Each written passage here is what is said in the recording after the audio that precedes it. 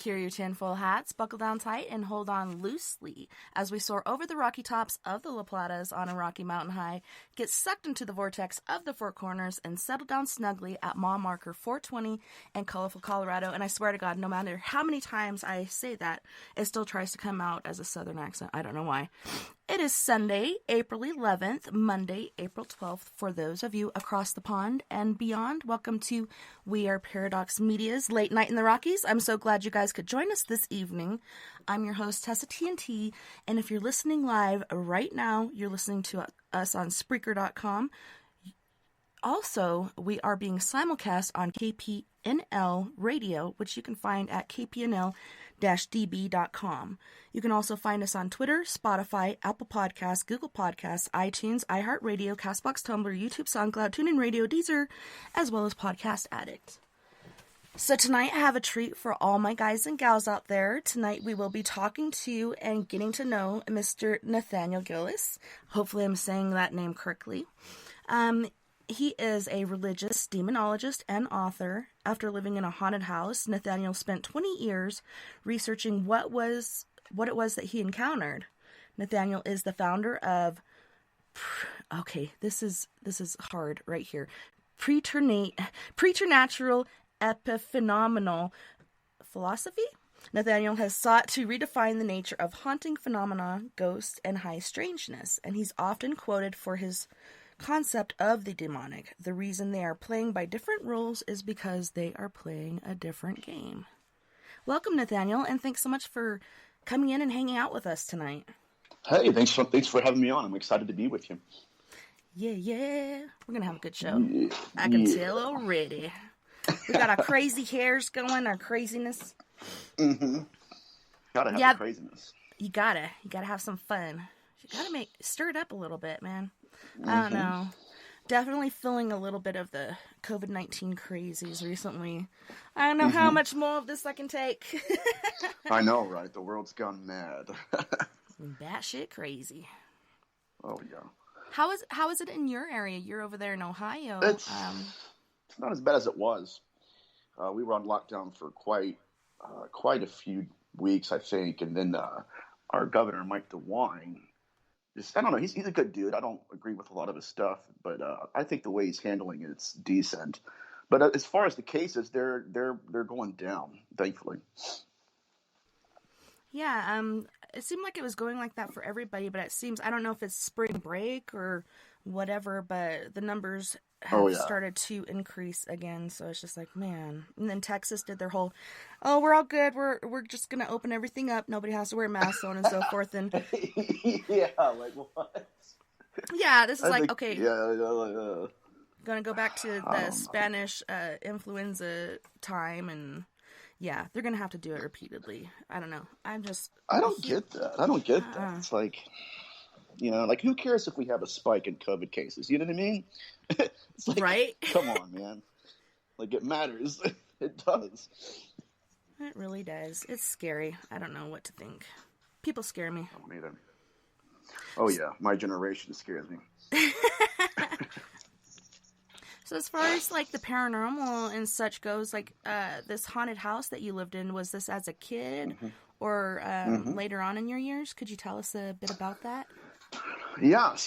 So one day my dad took me to an open house in Dayton, Ohio, East Dayton, Ohio, in fact. And we were looking at purchasing it. So my dad took me by the hand. He says, "You know what, son?" He goes, "This is going to be your room if we buy the house." He says, "You want to get yourself accustomed to it, figure out where you're going to put your stuff and your gaming system." And so I did. I was looking in the closet, trying to figure out where my power outlets were and stuff. And for some reason, I was drawn to the bed that was in the corner of the room. And I knelt down and I pulled the blanket up. And when I did, I was met face to face with my first full-bodied apparition. Oh, wow. And yes, this is when I was 8 years old, by the way. And she was a beautiful, pale little girl. She had to have been maybe about 6. And she had long black hair. She was wearing a white linen dress that was dated. I mean, had to have been made back in the day during the turn of the century. But so when I met her eyes and stuff, we just met face to face.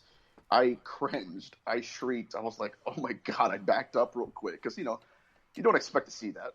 Yeah, you I scream didn't like a little know, girl, and but you're like, "Hey, where'd that come from?" almost. Yeah, right. That was her, not me. Yeah. That kind of thing. And when I recoiled from shock, she shimmied her body all the way to the back of the wall to where she was the furthest from me. And that was when I put the blanket back down, walked out back in the kitchen, and just basically hugged my dad and stayed close to them until we left. But come to find out that there was no kids in that house. The family that had was selling the house, that was an elderly couple, they had died, and their children, who were adults, were selling the estate. So that was my very first experience with the paranormal. And wouldn't you know that when we moved in, So you guys did move in there. yeah, right. Yeah, we did. It's, oh my God. I mean, like that entity itself evolved. It mutated into something far more malevolent. And, there were times when I would wake up at nighttime hearing a full-blown conversation going on above my head. And I couldn't understand them, but I knew it was there. So, we can get into some of the manifestations I witnessed in that home. But that's my introduction into the field. So, do you think that she first appeared as a child because, she thought that might be, or it thought that that might be the easiest thing for someone to accept, an innocent little kid, and then, like you said, it mutated into something else? What exactly happened? Like, what did it do? Well, okay, so after the initial encounter, we moved in and there was a stench, a rancid stench in the room, and it smelled like death. So that was the introduction. Not even just the field. That wasn't my introduction to the field. That was my introduction to demonology. And so, there was one night I was playing a video game, and I looked outside of my window, and there was a 7-foot shadow figure that was just staring at me. The, the next day, it was a school day, so it was in the wintertime too. So the next day, I go outside, and there were footprints by my window. There was just all kinds of phenomena that would happen in that house, but I had to deal with it my own way, and the only way I could get used to that feeling was to tell myself that it was a language system that I wasn't familiar with. It wasn't just, maybe it wasn't wanting me to be afraid of it. Maybe I was afraid of it because I didn't know what it was. That was the only way I could cope with it. But the older I got, the more I wanted to understand it. And so once I got older, I poured myself to the literature, and here I am. That's awesome. Yeah. Man, okay, so I've heard of demonologists, and when I was reading your bio, religious demonologists, what is the difference? There shouldn't be a difference because demonology always includes religious takes on it. There was religion that created the concept of a demon. So a religious demonologist would mean that I am a researcher that researches this phenomenon through the lens of what religions say it is and what their traditions are regarding it. And so what I do is I look at all of the Abrahamic religions, Judaism, Islam, and Christianity, and I combine, compare, and contrast their traditions, sifting through them, looking for behavioral patterns and commonalities between them all, and hopefully get a better understanding of this phenomenon, because it's far deeper and far darker than a lot of us believe it is. So, as far as demons go, do they commonly, make themselves appear as kids to gain people's trust?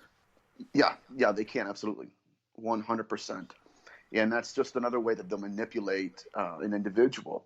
And it's very interesting. It's just like the UFO abduction phenomenon in that they'll appear to us not as what we would believe, but what we would prefer to believe they are. And so a lot of times, if you have a case like a haunting case, they will appear as a child to manipulate the researcher or manipulate the family into believing they're soft and cuddly, when truthfully they're some of the most damning curses known to mankind. So what exactly are demons? Are they fallen angels, or are they something that was created by Lucifer?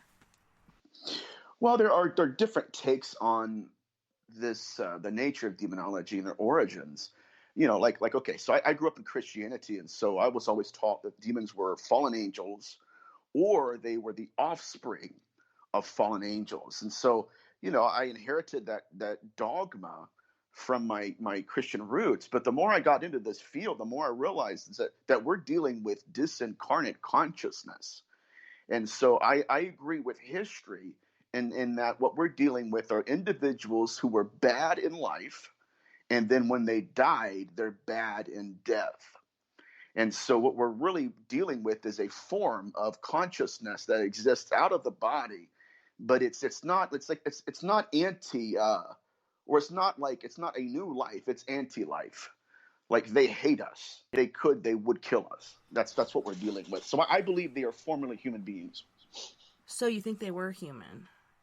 Yes. Ooh. And I do agree with that. Like, as far as like what I've experienced in doing paranormal investigation, people don't die and automatically become good. They are what they are, and they will remain to be that way. Right. I think there are, ways that they can go up the chain or up the ladder or whatnot, but you're not going to die and automatically be a good person. Exactly. Yeah, you're exactly right. And if we go back into history and we look at some of the names and the etymology of demons, you start to see that there's a common thread of truth. And that is that their victimology, who they plague, who they possess, who they haunt, is a manifestation of their life. Like one of them is Lamishtu, and who was her name? Janet Scurlock has a paper manuscript. It's very interesting. It's called The Body Snatchers, or Baby Snatchers rather, and that's Baby what Snatchers. Yes. Oh my god. Yes. And so a Lamishtu would go into homes at nighttime and steal babies from mothers. And the reason they said, this goes back to her life, the reason they said that she victimized babies and mothers is because she was never able to have a baby herself. And so what I have to do is I have to look at her victimology as a manifestation of her consciousness and her psychology. It's no different than somebody who's like a serial killer. And, if they never had a good relationship with their mother, they would go out and victimize women. Does that make sense? Yes. Yeah. So, even like a lot I said, of serial killers are like that. Like, because of their mother, they hate women. And so that's who they'd go out and kill. Of Mama course. issues. Yep. So it's a projection of consciousness that we're dealing with in their victimology. And so, Lamishtu, Lilith, all of these different demons originated as consciousness. Matter of fact, Lilith, before Jewish mythology took Lilith and created a succubus out of her, Lil was originally an individual, a woman who would die. She had died, and then her body, consciousness, her consciousness left her body, and it would manifest as an apparition. And they called those entities Lil spirits, disincarnate entities who would manifest as apparitions to their victims. And so it was from there that the Jewish folklore basically took it for their own and said it's not just that she's a spirit that exists after life, but she's also a succubus that goes and appears to men, grooms them into intercourse, and steals their semen. And then, takes it as an incubus and tries to impregnate women with it. So, oh my gosh. Right? We're going to get deep tonight. Oh, yeah. I mean, we're going to get way deep. Down and dirty. So, that is crazy. It's all consciousness. Yeah, yeah.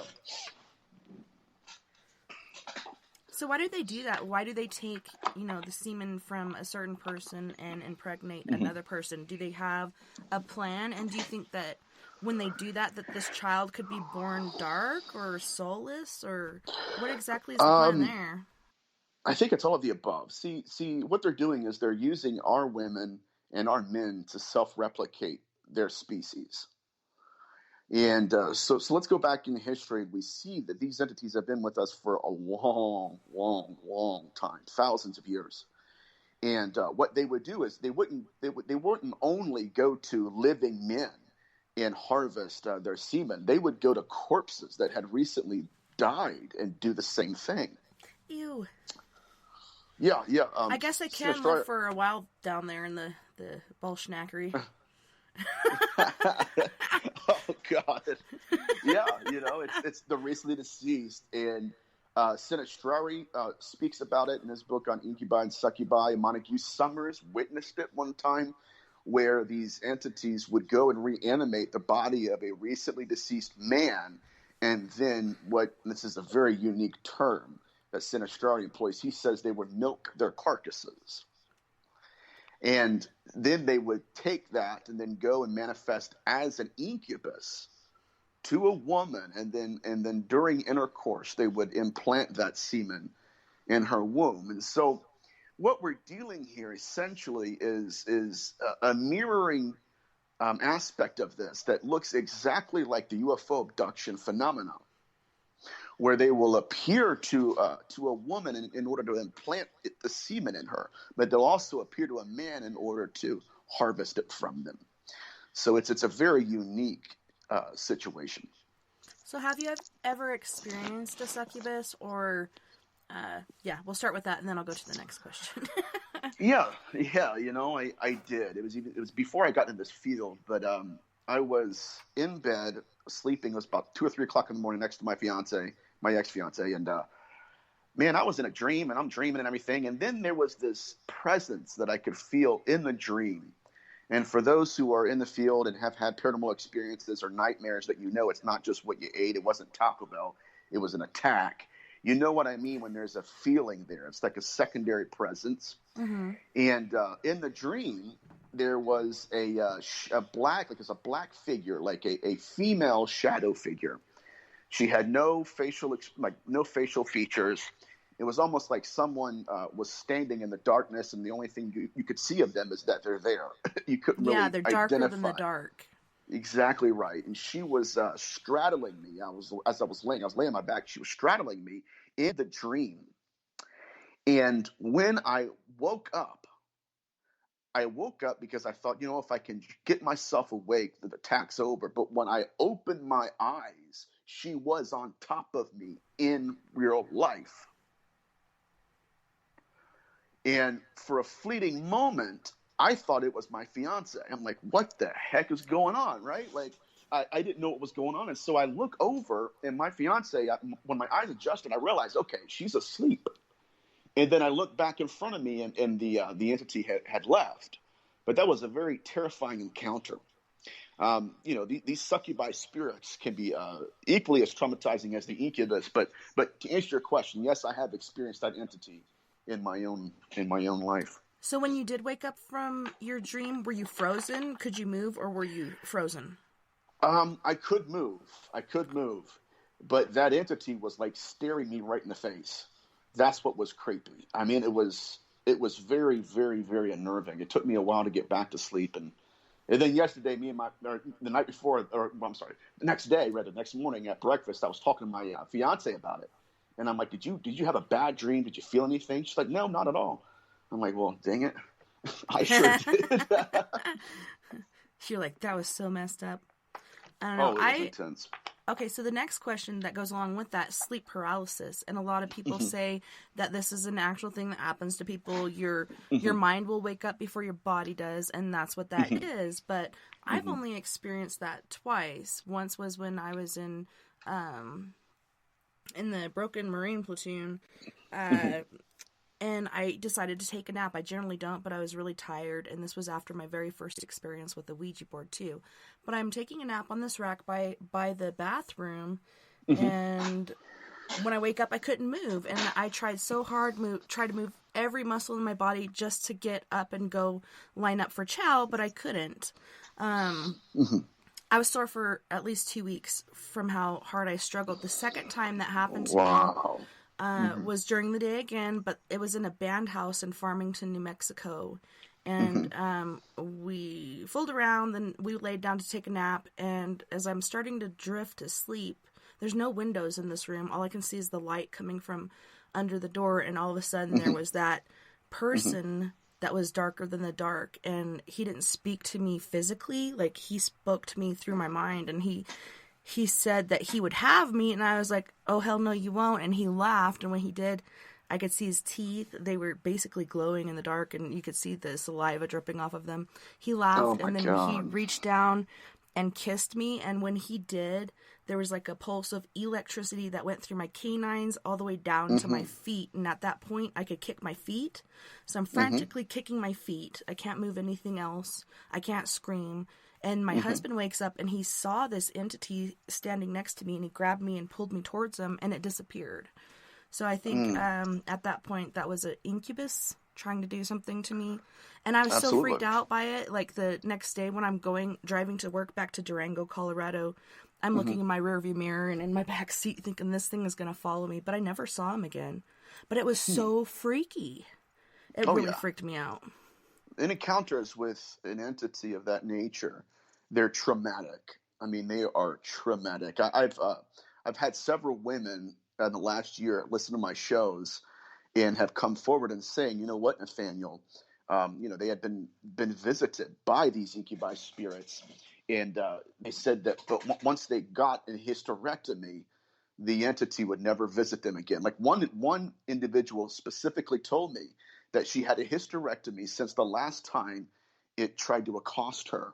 And the entity was trying to groom her into intercourse, but once it realized that she didn't have a womb anymore, it began to verbally abuse her.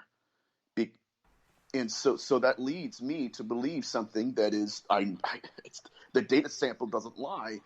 We have entities that are not doing this for their own pleasure. They're doing this to impregnate and to populate their species, to self-replicate their existences. And so this is not just about pleasure, it's about pregnancy. Yes, their job. Yeah. Crazy. Which is very, very, very intense. I've also had, go ahead. I'm sorry. Well, I had a lady in India who said that the entity had manifested itself in the image of all of her former lovers, looking for a way of weakness, so a point of weakness in her to where she would consent or, give up and say, okay, we can, have intercourse. But again, it's not about pleasure; it's about pregnancy. So, there's a guest in our chat room, Jason Carey. What's up, Jason? What's up? He said, "Ask you about your EVP and profile points of demons." Oh, man. So I did a show last night with Dark Horse Paranormal. And I love them to death. They're in Rhode Island. And so, I'm really close to them. And every time we do a show, I'm not lying, we did a 2-hour show one time, and it never even recorded. Oh, my goodness. Yeah, right. This is my third try. They're great people, but what happens is they're paratechnical issues. Yeah, absolutely. These entities do not like what I'm saying. They don't like my research. I'm getting too close to them, and they try to shut it down as much as they can. So yesterday, as we're doing the show, a live show, there is EVPs going in and out. One of them said, "F you, mother effer." And at the very end, it called us all mother effers. And it was one of the best EVPs I've heard. And that's what Jason's talking about. I mean, it's crazy stuff. Wow. Because you're giving out this information, you're educating people. And people, I think a certain amount of us do know about this. We have witnessed it, experienced it, or read stories or heard stories about it. But, oh my gosh, this shit is real. This stuff is really happening. So when they do replicate, is this what we know as reptilians or, I don't know, Pleiadians are fallen angel or angel human species. What would demonic human species be? Yeah, demonic human species would be people that are formerly human that are trying to recreate bodies for themselves.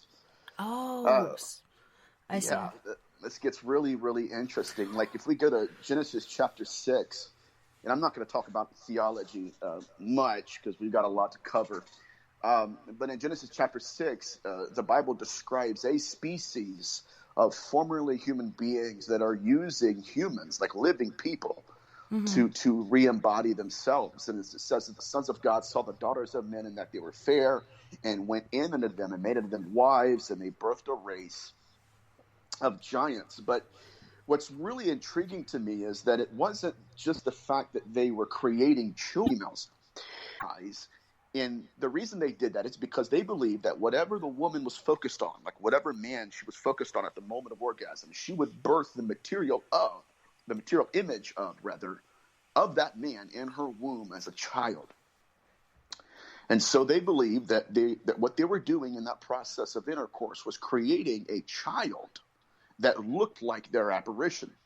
Now, a key point has to be made, because if that's what they were doing, they still they still manifested at the moment as the husbands. So then you would have a child that looked like their husbands, but that's not what they wanted. So at that moment of conception, the moment of orgasm, they stared in their eyes and reversed their apparitions to what they truly looked like. So what are we looking at here? We're looking at apparitions that are creating bodies that look like them. That's interesting. It really is, and especially okay, so when we see these things, like you said, they're dark, they're basically no sort of features or anything going on. So how exactly I don't know, what do they look like? Can they not manifest what they looked like before? Are they intentionally not showing their features? I think that's exactly what's going on. I don't think that there were shadow figures that created, bodies that look like shadows. I don't believe that at all. But one text does say something very worthy of mentioning. It says that from the darkness they begot children that looked like their own image, and then it says they made copies of bodies. And this is the UFO abduction phenomenon, and we're going to dive headfirst to that here shortly. But we have to first lay down the foundation that these are entities that are spiritual in nature. They're wind-like, and after death, they have turned into a kind of liminal being that has the qualities of a god and a mortal. There's a ritual called the Altrahasis ritual, and it says a god and a man shall be mixed together in the ghost. And so we're dealing with entities that are hyper-developed, incredibly evolved, disembodied, and they do possess that wind-like nature that we often see in hauntings. Even feel in hauntings, for that matter. Well, and like you were saying, even when you were in that dream state and this succubus was presenting itself and straddling you and trying to take advantage, even before you were awake, you felt the presence. And for me, in that dream state, it's so amazing to me that it did show up as a shadow figure instead of something that you would know, like your fiance or something like that. It's very interesting. Yeah, it's a very unique situation. I mean, when she was on top of me in the dream, it was strange because it was like she was uniting both realities, right? Both the dream state and this reality. The same thing was happening in both dimensions. And so, most importantly, guys, we're dealing with entities that can interpret, or not even interpret, but invade our dreams. They can induce a dream state, which is what they've always done. And we're going to get into it tonight, and I'm going to reveal to all of the listeners why it is that they induce dream states and what they get out of the process. Yeah, and to me, the dream state it can be another realm. When my mom passed away when I was 5, almost 6, she came to me in a dream state. I think it's another realm where the living and dead can come together and communicate, or certain things like you're talking about with the incubus or succubus can happen. But I think maybe because it is this certain realm, certain things aren't allowed, like you said, this being could not show itself as it wanted to. It showed itself as a shadow. I don't know. It's just, for me, kind of mind-boggling why it couldn't take the state that it would need to take advantage of you. Had it been your fiance, right, you could have had a totally epic wet dream going on. But it appeared as a shadow person, a shadow being. Yeah. So, it may have been there is rules that some of them follow. Even the incubi follow certain rules, and they have a different morality. There was one case in the 16th century where the entity had manifested and had intercourse with a woman on her wedding night, immediately after she had lost her virginity to her husband. And we're going to get into this. It's going to get way dark. Dark because there's a lot of people that haven't read this literature yet, and it's going to be alarming for many. I promise you that. But what ended up happening was that incubus spirit did not only have intercourse with that woman, it actually possessed her the next day. Oh, wow. And yeah, so again, we're not just dealing with pleasure, it's about pregnancy, and now we're moving into possession. Mm-hmm. And so this is in the Jewish Kabbalistic text, and they had one exorcist who was interrogating the entity, and the entity said, I was not allowed to touch her until she had intercourse. I was Oh, until she was forbidden unpure. Like, she was pure Something, before, and then he Yes. could after she lost her virginity. Yeah, and that's. But there are other entities that don't care. Like, they don't care. It's a very weird idea. I mean, it's like they have their own morality, but they also have their own divisions of morality. Like, there are some people who follow rules, and others don't. But here's the most concerning factor: even those who follow rules are invading our reality. Mm-hmm. That's a problem to me. That is problematic. Yeah, it's like, I'm following rules. It's like, well, man, you just trying to knock up my wife. What are you trying to do here, What the crack? So, Yeah. as far as the succubus went, do you feel like this caused issues with you and your ex-fiance? Were there things that arose from that caused issues, or it was totally something different? Because I know entities do cause turmoil in certain people's lives. Later on, she turned into a succubus herself. I think that's what really messed things up. So Right? I think it was a trade-off of some sort. Back, spawn of Satan. That's awful. Oh, God. I'm going to get canceled now. I'm joking, but... Oh, We're not gosh. saying names, so we're all good. Yeah. Call me Fraser and call her Lilith, I guess. Yes, let's do that. But so the nature of possession needs to be redefined for what it is and not for what Christianity and other religions want us to believe it is. And so the nature of possession is not just about pleasure. It's not just about the entity performing intercourse and all that stuff, but possession to us is pregnancy to them. Oh. It's one of the ways they self-replicate their species. And so if you go through the historical nature of the incubi and succubi spirits, you'll find that throughout all of history, your incubus would invade a home at nighttime. It would manifest as a former lover or a husband, or, if there's a particular type of individual the woman would want to be intimate with, that's how it would manifest. And then it would groom her into intercourse. And then it would introduce seed. And so, but it wasn't until the 16th century that we find an evolution, a mutation in their behavior. It went from intercourse to pregnancy, and now it's possession. And now these entities are interested in intercourse with the purpose of possessing their female victims. And this is going to get interesting as well. It wasn't just possession. Like I said before, it's also pregnancy. Now we have in the 16th century cases where women would be interrupted at nighttime. They would have intercourse with this demon. The demon would possess them, and then they would become pregnant with the demon they were possessed by. Oh, my. So then they have many cases where they would go to the exorcist, and the exorcist would see their bodies, their stomachs, and the entity would be laying in their body in the fetal position. And again, that's why I want to stress the point before we move on to other topics. But pregnancy and possession are linked. That's how they self-replicate. Has there ever been an exorcism of a pregnant woman, like the baby in her stomach? Has that ever happened? No, it has not. Very good question. It hasn't. Okay, that's interesting. It has to come through the veil, which it has to be born. It has to come through the veil in order for that to happen. I do believe that 100%. So, okay, going back to Genesis 6 and the way they were intimate with the women and everything, their purpose, their intent was not just to create offspring in the womb, right? Because you have an apparition that's creating a child that looks like the apparition. Mm-hmm. And so what we have is a dead person that's saying, okay, I want to have a body again, but I don't want to just possess any old person, right? Mm-hmm. I want it to look like me. And so what they would then do is step into the baby itself. And so I have a part in my book where I talk about how the ghost grows as the child matures. It's growing in the boy or in the individual. And that's what our ancients called them. They were Rephaim. They weren't just giants. Rephaim? They were... Yeah, they were deceased ancestors. They were dead people. It's intense, ain't it? Yeah. I'm like, mind blown. End of Oh, show. yeah. Good night, everyone. End of Thank you for show. tuning in. Good night. That's all we have for you tonight. I want to thank my sponsors. Right. And thank you again, Nathaniel, for being on the show. Yeah.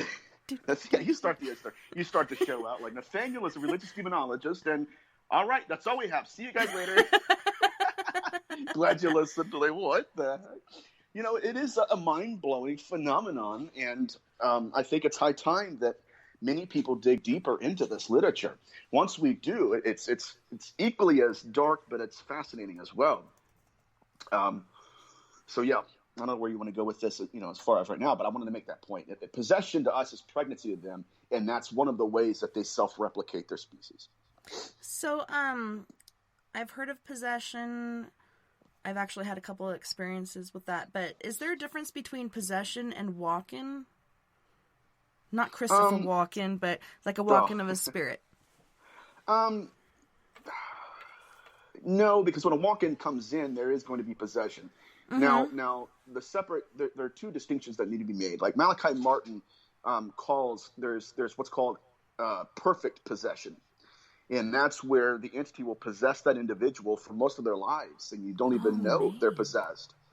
And so Malachi Martin, the great Catholic exorcist, said that you won't even know they're possessed by the entity until they go out and murder somebody, or they do something like wild and crazy, and then you realize, like, oh my God, that man was a deacon, or that was a minister, or he was a doctor, and how could he have done that? Because he was perfectly possessed.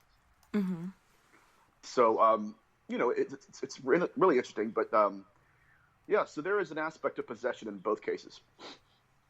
And you hear about people that murder their whole families, or people that go out and start murdering people. The voices are talking to them. These things are happening, but people, actually do this in a state of possession, and then the government or whatever is like, yeah, you're just trying to use that as an excuse. There's no proof that happened, when in fact this person would have never done that. It was a spirit that went into them, possessed them to do that. Right. Man, there's got to be a change in our laws, because this shit does happen.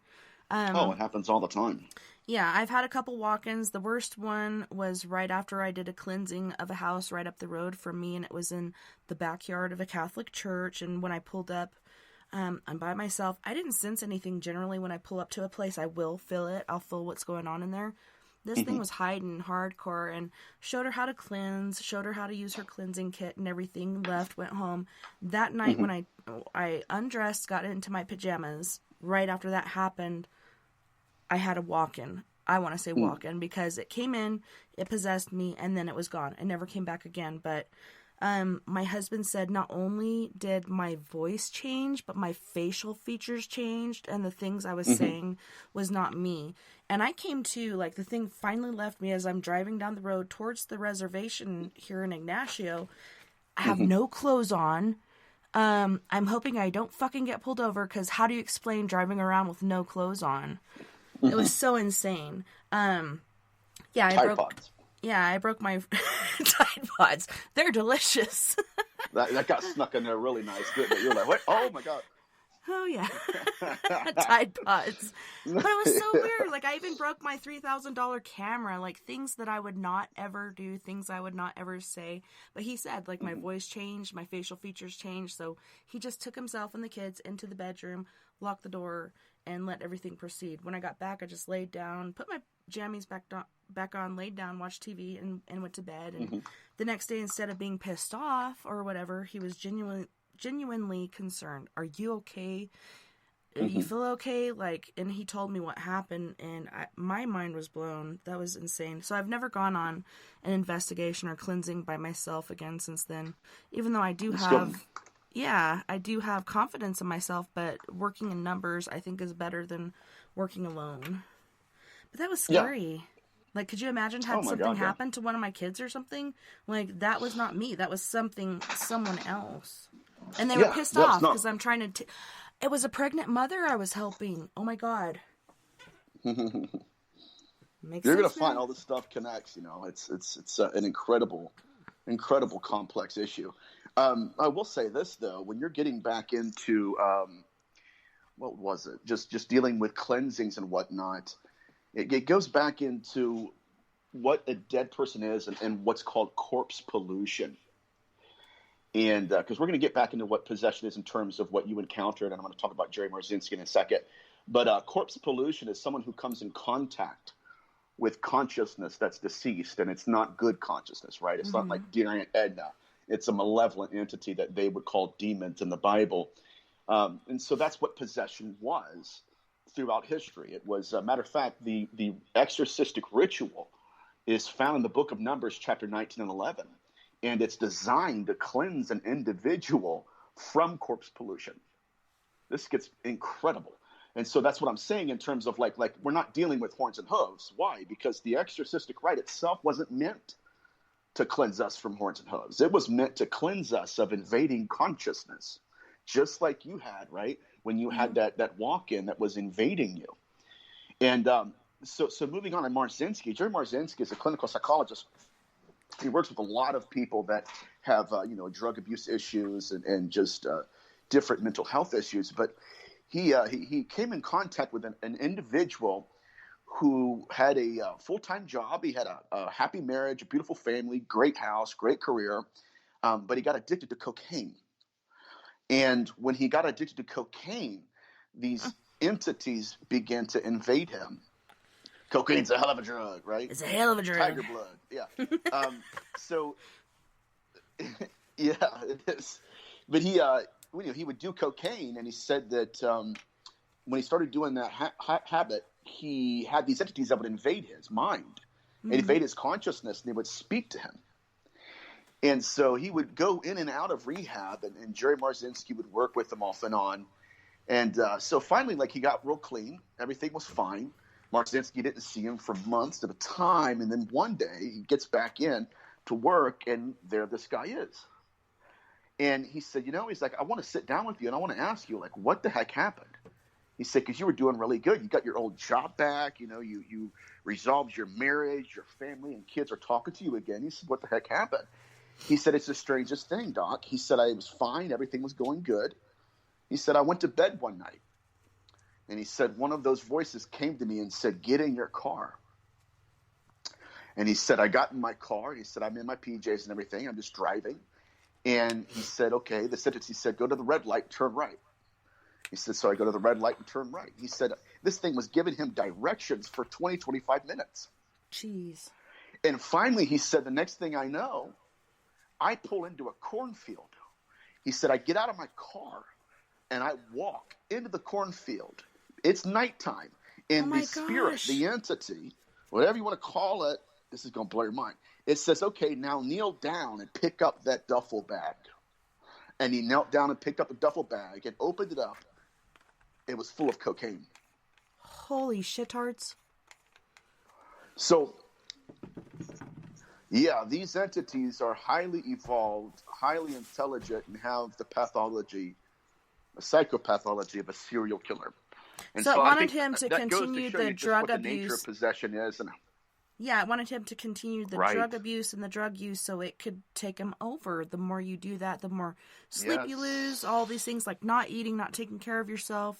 Depression kicks in. You don't notice it because you're high on cocaine. But they love that, and they like to take advantage of that. Yeah. Oh, my goodness. Right. And it's like, hey, guess what? Here's your next fix. Intense, ain't it? This will last you at least, a year if you're not that hardcore of a user. But holy crap. Yeah. Jeez, I don't know. That's crazy. Whole fucking duffel bag Yeah, full of coke. So to encourage the addiction, to keep him hooked, not just to the addiction, but hooked to the voices. And one day, Marzinski had another conversation with this guy, and Marzinski said, he said, are they talking about me at all?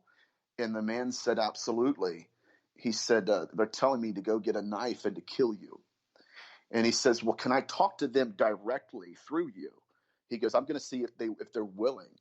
And so finally, full possession came out to where he wasn't just listening to the voices; he was speaking on their behalf. And so their first question of Marzinski was, "Who are you to interfere with our form of life?" Unbelievable. This possession stuff is it's a truly fascinating subject. Yeah, you can't make this shit up, really. I don't Now, know. I feel bad for people that do these things in part due to the demon or hmm or unclean spirit or whatever you want to call it that's taking hmm advantage of them. Like, man. yeah, And it I doesn't mean, we even can have eat. to be drugs, just lack of sleep. And guess what? Yeah. COVID-19, everybody's sleep schedule is mad whack.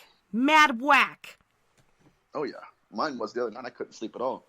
I mean, at all. It was awful. It's miserable. If you go out, like there was one time where I was going through a sleep insomnia thing where I didn't sleep for like 2 or 3 days, and it Holy was the worst time of my shnikes. life. Yeah, I had to go get medicine to like help me sleep. Buy some But NyQuil. yeah, right. Benadryl, something. Something, man.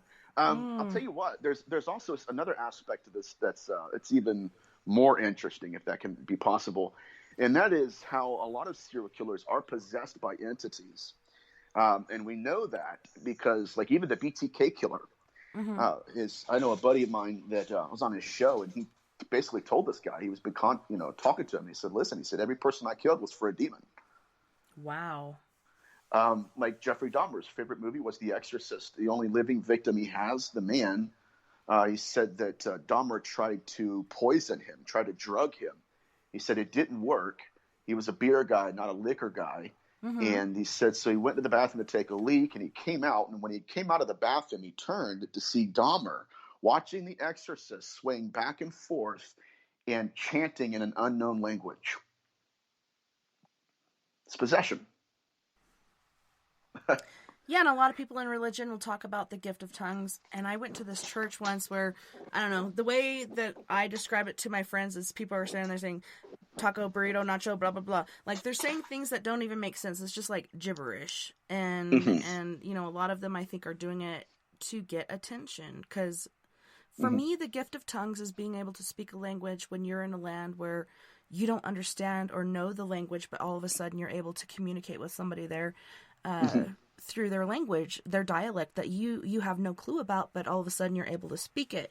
And when these people Mm-hmm. do that, for me, like, I was just so turned off by that. Oh, I grew I'm up like, in it. that's not cool at all.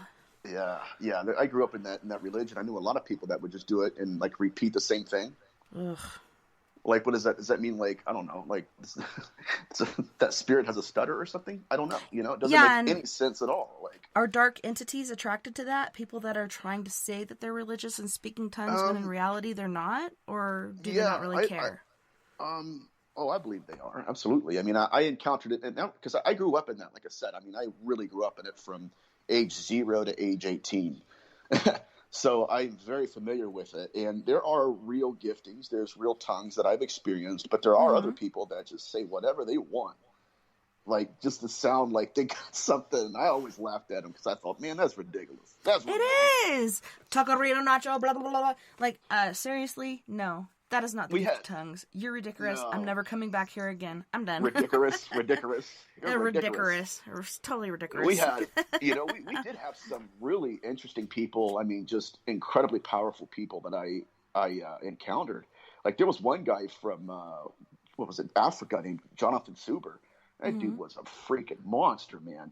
I Those mean, oh guys are my god. amazing. Oh my gosh. Oh yeah. He was telling a story one time because we're talking about possession, and I'm gonna tie it together here in a second. But yeah, he's like, he said he was from Africa. He was a missionary's kid, and so he got his lessons in spiritual warfare straight from the Africans, which was like, there's warfare over there. I mean, like, holy It's crap. hardcore, yeah. So when he got to the States, we had a bunch of preachers and churches that thought they knew what spiritual warfare was. They didn't. And there was one time he went to, I think it was at my old church that I used to go to. But anyways, he walked by a lady. And when he did, the spirit that was in her activated. Oh my And goodness. because he's from Africa, right, he speaks French. I mean, he speaks English too, but his common language in Africa was French. And so the entity in French, in an American woman, looked at him in French and said, "Hello, Jonathan. Do you remember me?"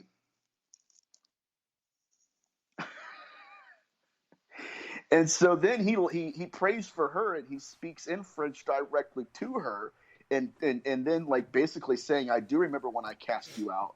I mean, this stuff is real, and a lot of people don't realize how oh my God, how grave of a threat this is. It really is. And like you said, people have no realization about it, that this stuff is really happening. Even our government, even our judicial system. No idea. You're right. It's so taboo. It's so dark and sinister. There's a lot of people that would prefer it not exist.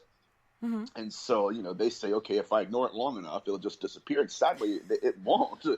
You can't ignore your way out of a haunting. You can't ignore your way out of a possession case. But, again, guys, it's not just possession to them. It's pregnancy. It's a way that they exist in our world. And let's get back into the psychology of the soul. I mean, if we're going to look at demonology in terms of it being disincarnate consciousness, then that opens up the door for what I call disincarnate psychology. Why are they doing these things? You know what I mean? Like in the 16th century, we have possession cases.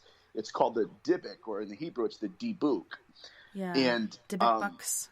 Yeah, you're exactly right. And so this was the Dybbuk phenomenon itself was all about incubus experiences, all about demonic pregnancies, and all about possession. But there were entities that would possess people and would literally solve their own murders. Mm-hmm. Yeah, like, okay, there was one case they said, okay, I was murdered by this gentleman a year ago or something, and he stabbed me. It's his address, his name, the murder weapons in his house. And then the authorities, along with the exorcist, would go to the house, and the man who actually murdered him would be like, oh my God, I'm so glad you're here. I was on my way to confess because that entity, that ghost had been haunting me. Yeah. I mean, that's incredible. So people I want to ask this question, but we do have to go here shortly to our next musical break. Is there anything that you want to say to finish off with this portion of the show? No, not really. It's just that we're going to get into what pregnancy is to them in the next segment, and then the last segment we're probably going to go into how all of this mirrors the UFO abduction phenomenon.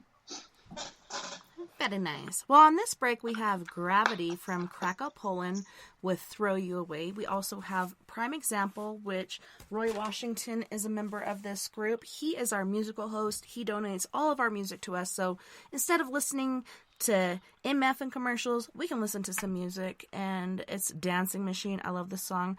Then Gravity again with Take a Walk in My Shoes, and then Fred Johnson the Toid with Sugar. You guys don't go anywhere. We'll be right back after this musical break.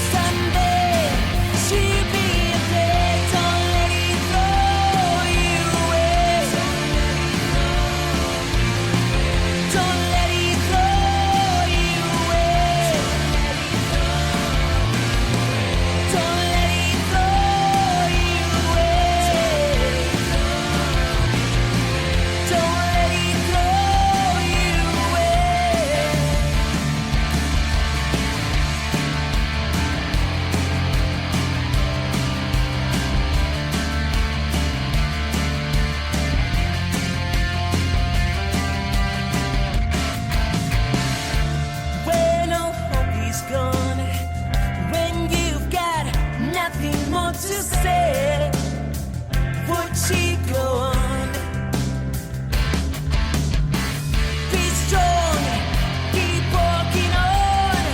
Finally reach Santiago. Who will carry on? What are you waiting for? What are you waiting for? Hey, time for you to face this world. Not on my friend. Get up. Someday she'll be okay. Don't let it throw you away. Don't let it throw you away. Don't let it throw you away. Don't let it throw you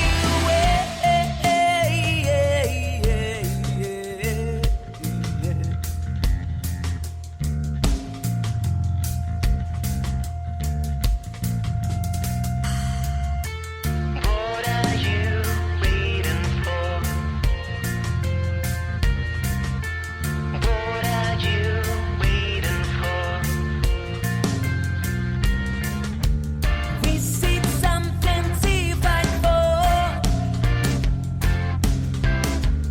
We seek something to die for. Hey, time for you to face this world. Not on my friend. Get up. Someday you'll be okay. Don't let it throw you away. Don't let it throw you away. Hey, don't let it throw you away. Don't let it throw you away.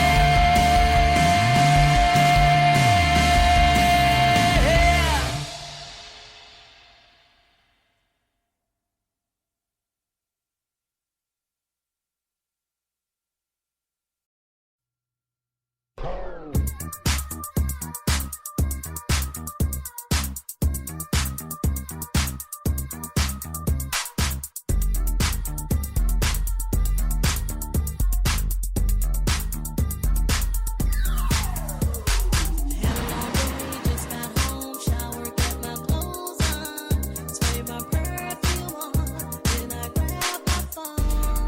I'm about to hit the road. I'm going to the club. I'm about to pull up. I'm going through the door right now. I'm saying, man, all these guys in here is going down in here. But I came here to get my groove on, got my dancing shoes on. Time to have some fun tonight. So come on, baby, 1, 2, cha cha cha. Get on the floor, we can dance non-stop. Step, step, step, we can do it all night. Baby, come and dance with me. Tonight we will be like two dancing machines. Can you hang with me? Tell me, baby. 1, 2, cha cha cha.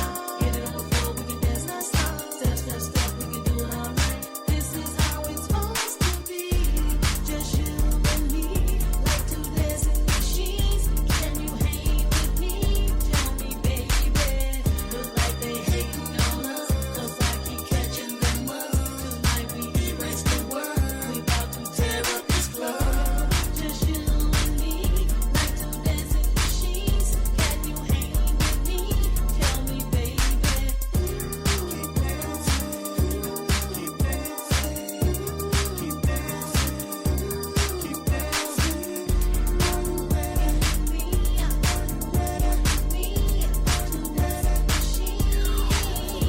We both had a long day, time to blow some stress off. You working with the best, I'ma dance your pants off. I really love it how your body's so soft. Dance all night, little lady, it's your call. Step, step, step, baby, follow my lead. You and me showing off for the club to see. No time to get rest, we doing our thing. Cha cha, then we dip, top it off with a spin. Glide across the floor, let's do it again. By the way, little mama, can we be friends? I can't let this night just end. I really wanna know if I can see you again. Give me your number, we'll get back on the scene. We can hit another club if that's your thing. We'll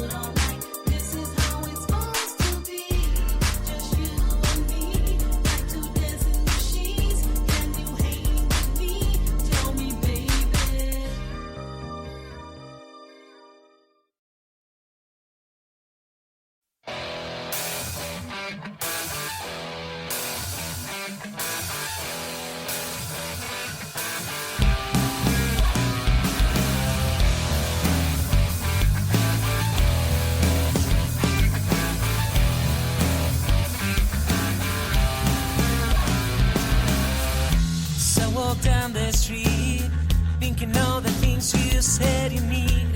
Why don't you tell me, baby? How do you feel? As I walk down the street, thinking all the things you said you need. Why don't you tell me, baby? How do you feel? Don't you take a walk? Why don't you take a walk? In my shoes, why don't you take a walk? Before you tell me what to do, why don't you take a walk? Why don't you take a walk? In my shoes, why don't you take a walk? Before you tell me what to do. No, it's easy. You tell me what to do. Have you ever stopped to think all the things that I've been through? No, it's easy. You tell me what to do. Have you ever stopped to think all the things that I've been through? Don't you take a walk? Don't you take a walk?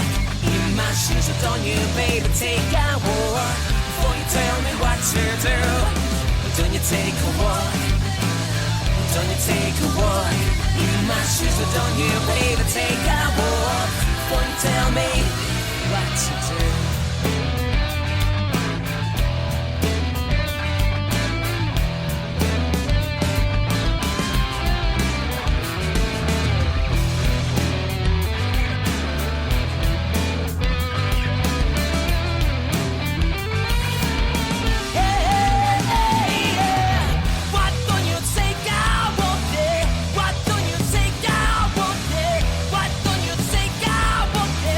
Before you tell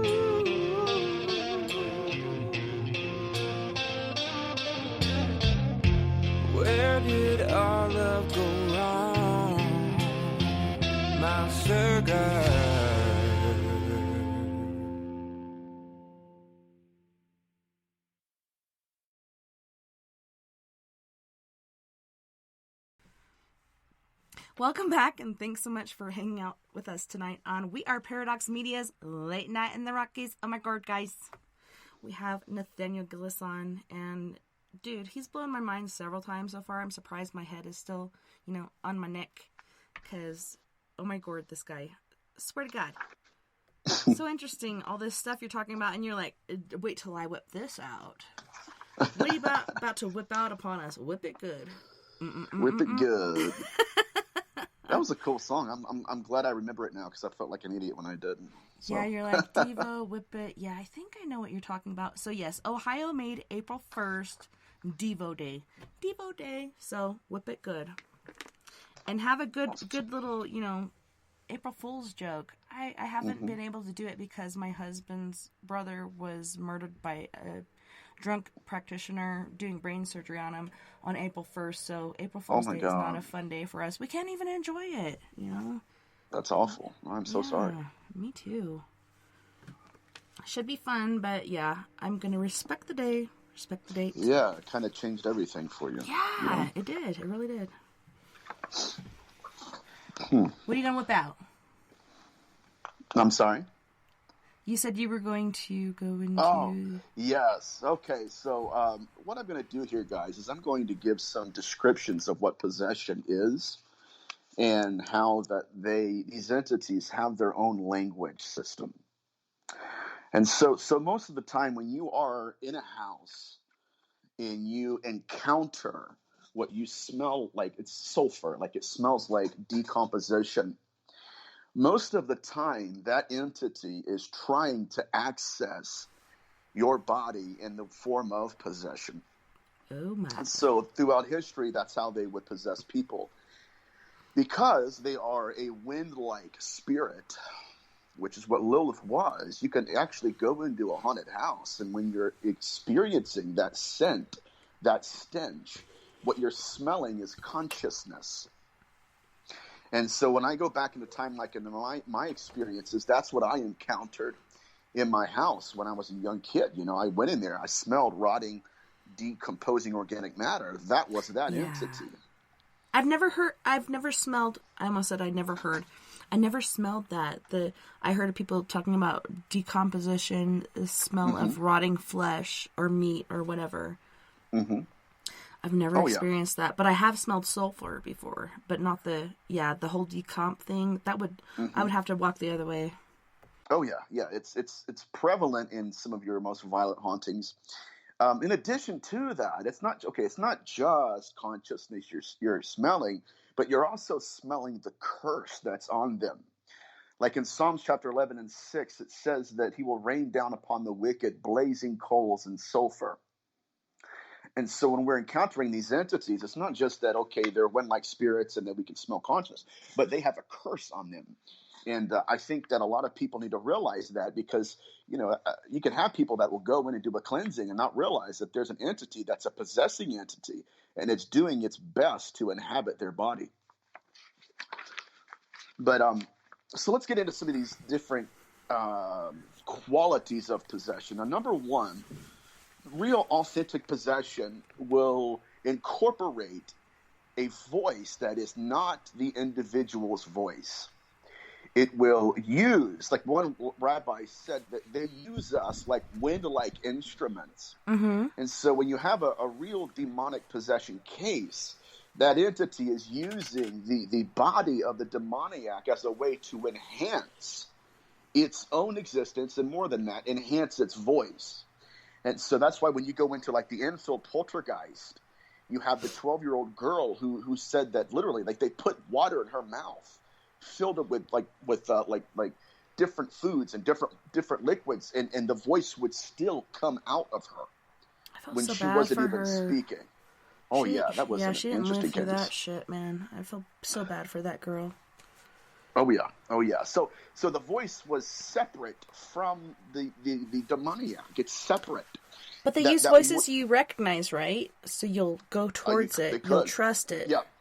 Yeah, they can. They can, and they have. Like getting back to like how they would manifest in terms of the voice. Like I had a case where it was a murder case, and the individual that had murdered a woman in the house, when she entered the house, the individual was possessed. And when I was talking to the family, they said that as she was stabbing everybody, there was a male guttural voice coming out of her. Oh my It's gosh. very, very unique. So, it's not just the voice. It gets even deeper. There is a whispering, chattering, buzzing language that these entities communicate in. That's why the Hebrew word for spells, it means whisper.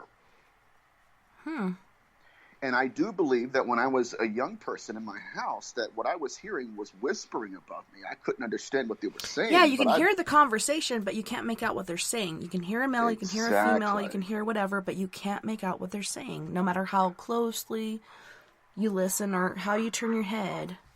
Oh, the hellhounds! The hellhounds are upon us. I've got his ears, not mine. Yeah, you're right, and the phenomenon itself is stressful on the demoniac. I mean, obviously, it's traumatic when you have your consciousness being invaded by someone else. But this whispering language, it's a buzzing, a chattering sound that they use to communicate to each other in. So what that tells us as researchers is it's not just English or known languages to us that they articulate. They can speak like Latin or Hebrew or Greek, but that doesn't mean that they don't already have a language unknown to us. We've heard it before, but we don't necessarily know what it means.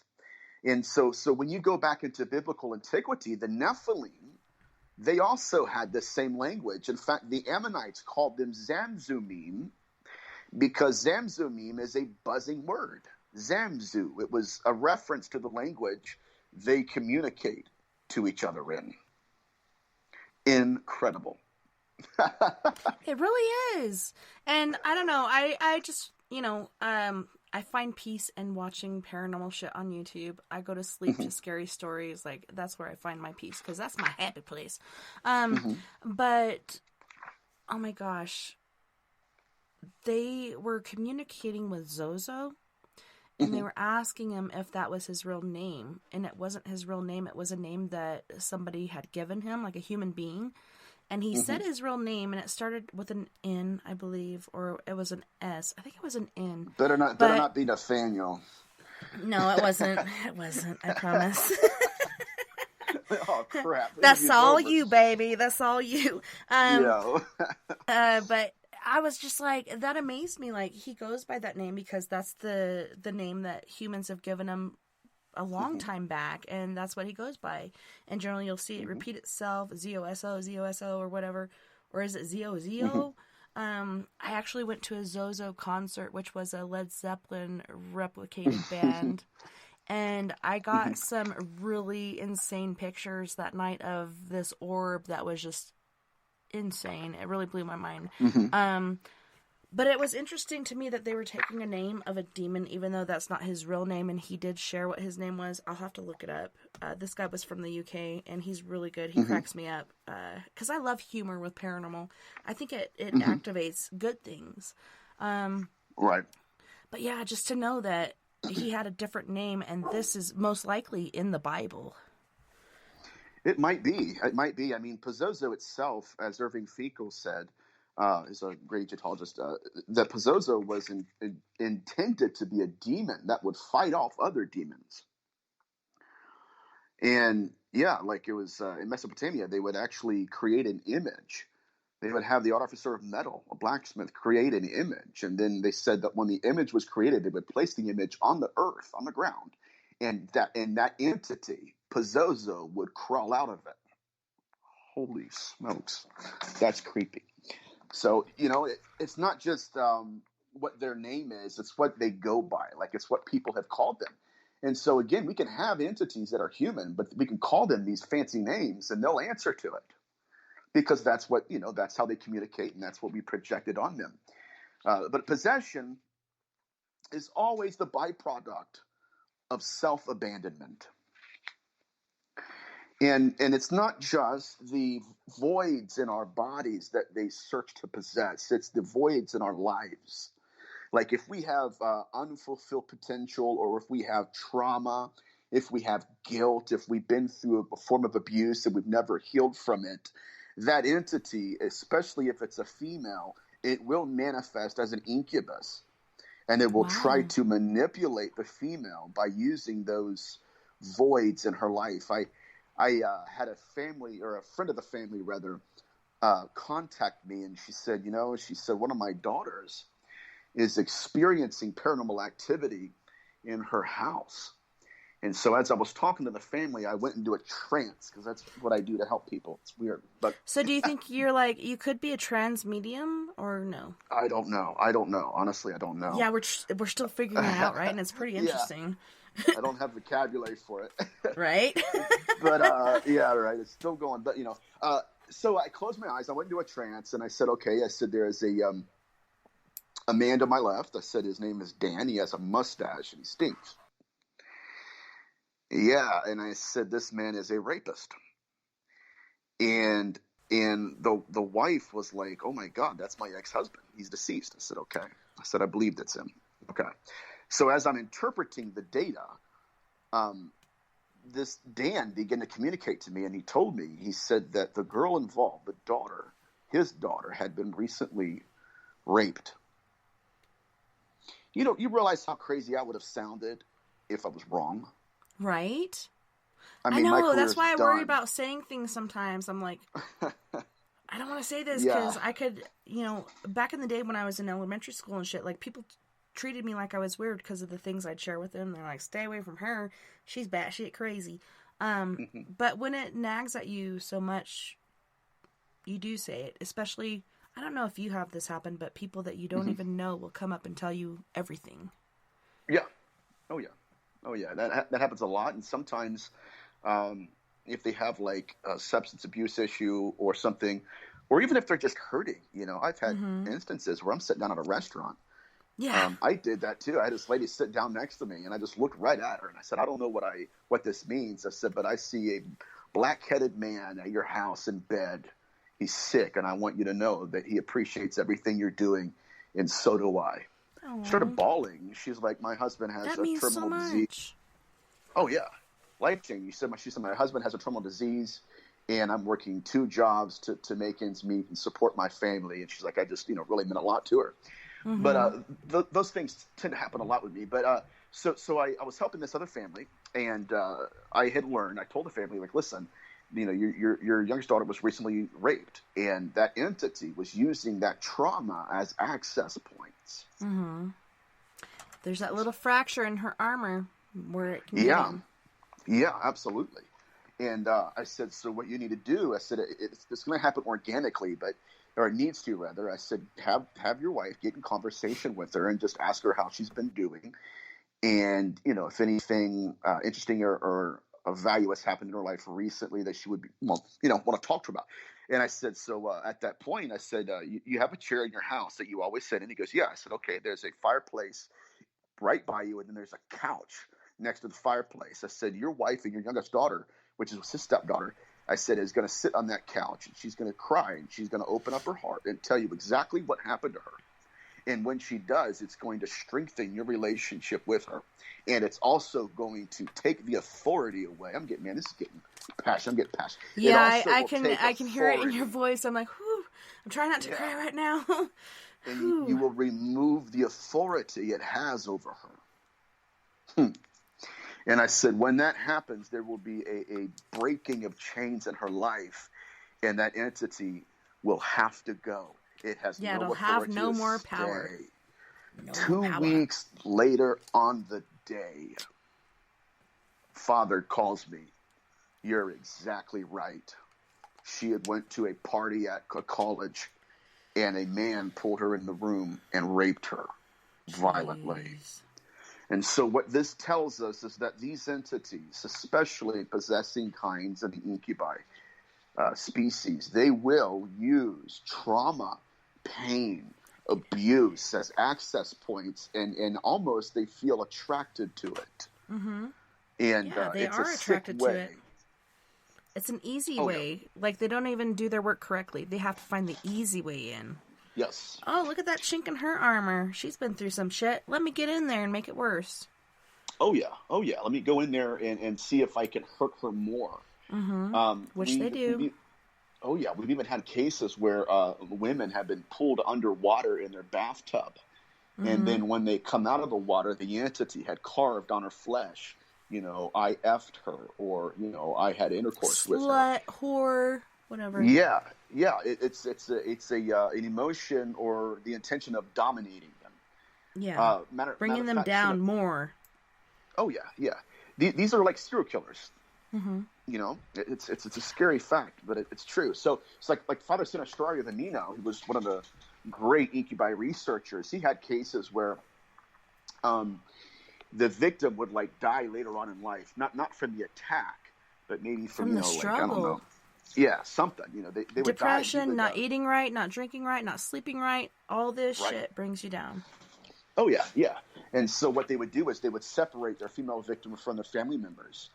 Sometimes they would make the husband impotent, says to heighten the passions of the wife, and then before long, it's been 6 months. Next thing you know, that entity is still working on her, and now it's going to manipulate her and just kind of close her off. But Sinistrari had cases where these women, after they would die, he along with other doctors would go and do the autopsy, and then they would begin to find symbols that these entities were carving underneath their eyelids.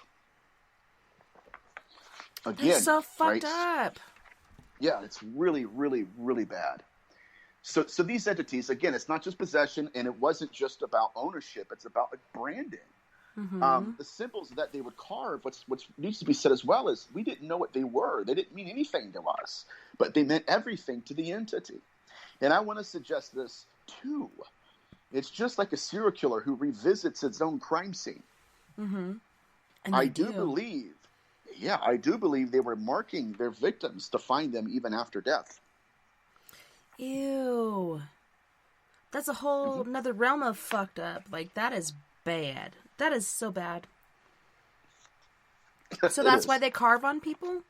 You're thinking they're branding them so they can find them in the next life? Or it's just a way of... they can find their bodies again.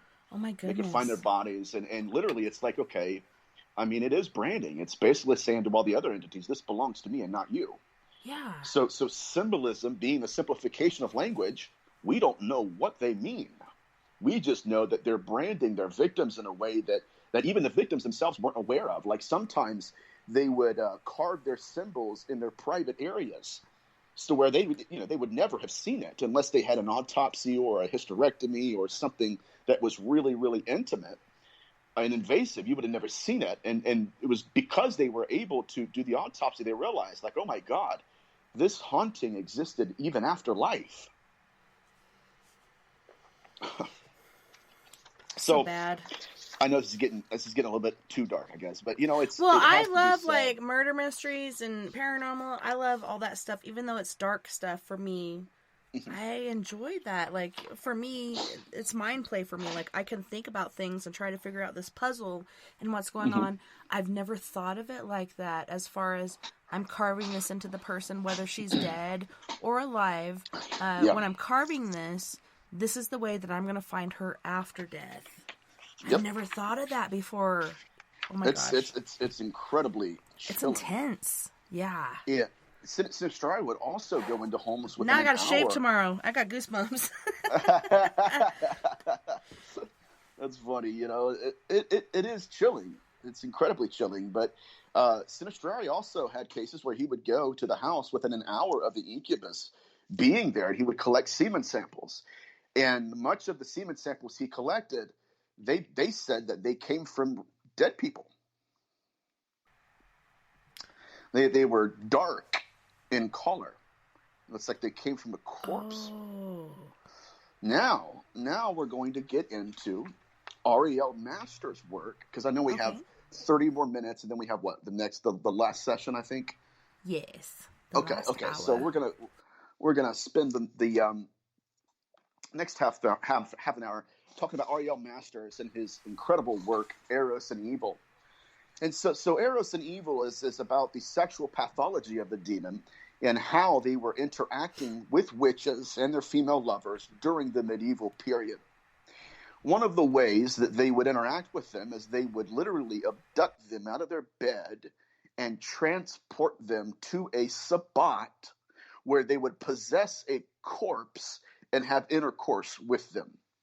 Literal corpses. Like, I'm not speaking figuratively or allegorically. They would literally possess the dead and then try to inseminate these witches. Now, another way that they would, acquire their female victim is they would take her out of her bed at night, and then they would replace her with another apparition that looked like her. So the husband would wake up and look over and say, okay, my baby girl's here, no big deal, everything's good to go. That's not true. Your wife's been missing for 5-6 hours now. You just didn't know it. So there was a switching. It's almost like it's almost like the changeling phenomenon in European folklore, right? Where they will take a baby and then replace it with something that looks a little like it. Yeah. It's crazy. But Masters also mentions how that these witches, when they would come back and they would confess, or they would give their accounts to different people, they would say that when they were in the state of intercourse, that these entities would generally place them in a dream state. And they said that it was almost as if these entities wanted them to think they were corpses, wanted them to believe that they were actually having intercourse with a man or a woman that was deceased. Necrophilia, baby. What? Yeah. Yeah. What? Okay. So necrophilia was taking place. Also, it was the dream state that they would be placed in, and so a lot of times they would say that it was like their male appendages were fake. This gets really interesting, and it wasn't like, okay, so the male appendage would look fake, and then some of them were even circumcised. Uh-huh. And it's even more than that. Montague Summers records the same phenomenon, but he goes at it a little differently. And he says that a lot of these women would have encounters with demons where their male appendages were metal. What the crack? And it would be a three-pronged appendage. Oh my gosh. Right? So what are we looking at here? What it appears to be, it appears that these entities were appearing as demons, but and grooming them into intercourse, but they were using technology. Metal, though. Metal. No, yes. no. So they're taking things from her like ova, and they're placing things in her like semen, like seed. Gosh. So this is a way that they have hoodwinked us throughout all of history. Does it make sense? Like they've used this, they've hacked our belief system and have appeared to us as demons or corpses throughout all of history. And yet the whole purpose of it is insemination, to where they will self-replicate their species. The truth of the matter is, this is the UFO abduction phenomenon. It's just we never realized it. Yeah, some people remember, I know people do past life regeneration or some sort of regeneration, like, I think I've been abducted. Can you regress me and take me back so I can remember this, because I want to remember. I know something happened. There's signs. I have this thing in my arm. I have this mark on my arm. I have other shit happening. I have missing time. I'm in bed with muddy feet. Like, this stuff does not make sense. What happened? So they'll go back because they want to remember. A lot of people don't, because it's kind of like re-victimizing them. But even with God and angels, so on and so forth, are these really other worldly entities, or are these really those motherfucking aliens? You're exactly beings. right. Good question. Yeah.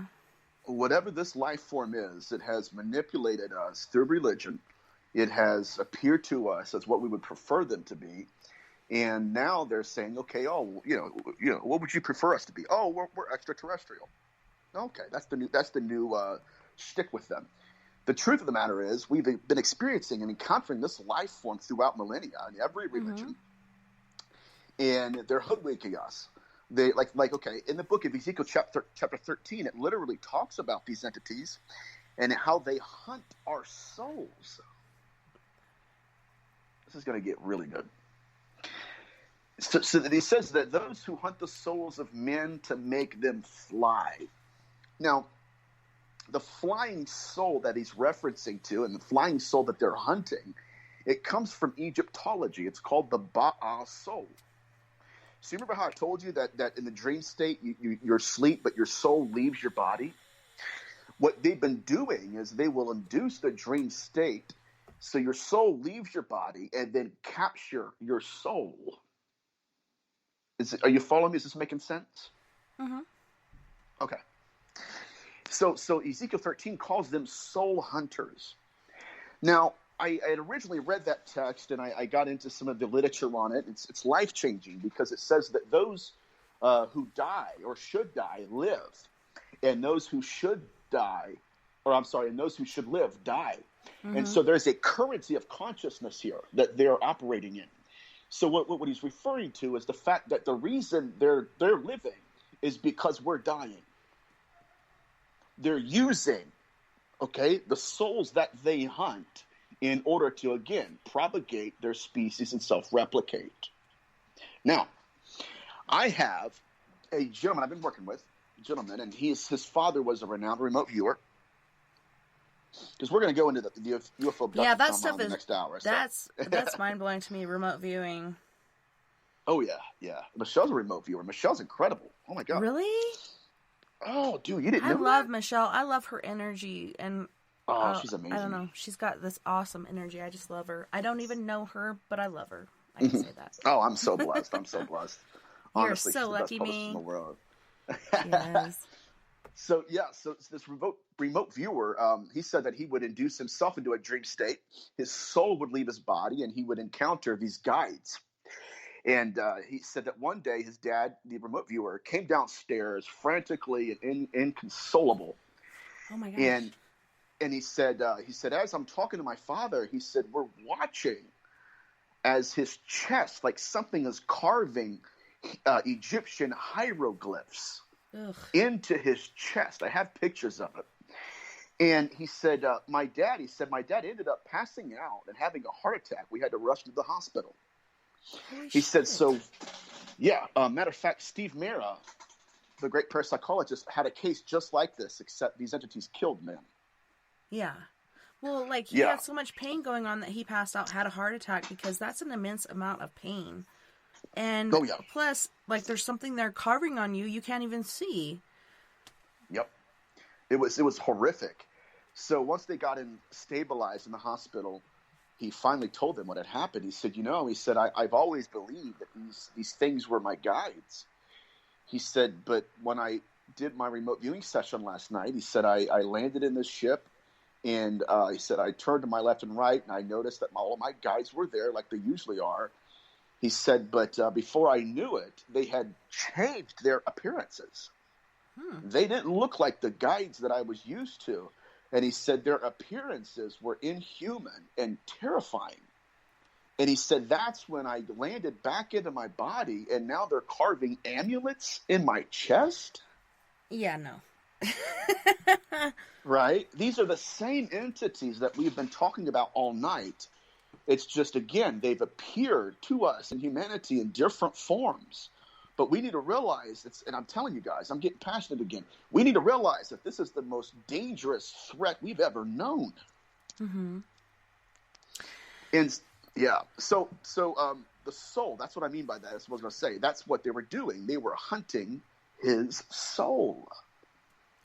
Do you think, because I believe personally, from my personal experience, that there are family curses, where the devil or demons will follow this progression, whether it goes from a mother to daughter, and future daughters, so on and so forth? Absolutely. Okay. Yeah. Matter of fact, we would say that, in spiritual warfare, we would call that generational curses. But even if you go into the UFO abduction phenomenon, where they are hunting souls, they will have UFO abductees where it's generational, it's multi-generational. So if the mother was abducted, her daughter would be too. See, okay, so I have a story for you. And I Okay. know this is your show, but I have to tell you this because this Go is for it. devils, demons, and unclean spirits. Mm-hmm. So when I was 6 years old, I'm living at my granny's house. It's after my mom was killed by a drunk driver. She knew when and how and where she was going to die. So I'm staying in my mom's room, and I've always had this problem with going to sleep. So I'm a night owl, nocturnal creature, people call me. But I have this dream where I'm in my bed in this room, and the bed starts tilting up, and at the end of my bed is a hole, and there's fire in the hole, and I smell sulfur. And so the bed's tilting. I'm sliding down the sheets. The baseboard is the only thing that I can hold on to, and it's like, at least like 4 to 5 inches below the mattress. So I'm digging my thumbs in and holding on to my baseboard so I don't fall into this hole. And I'm a very still sleeper.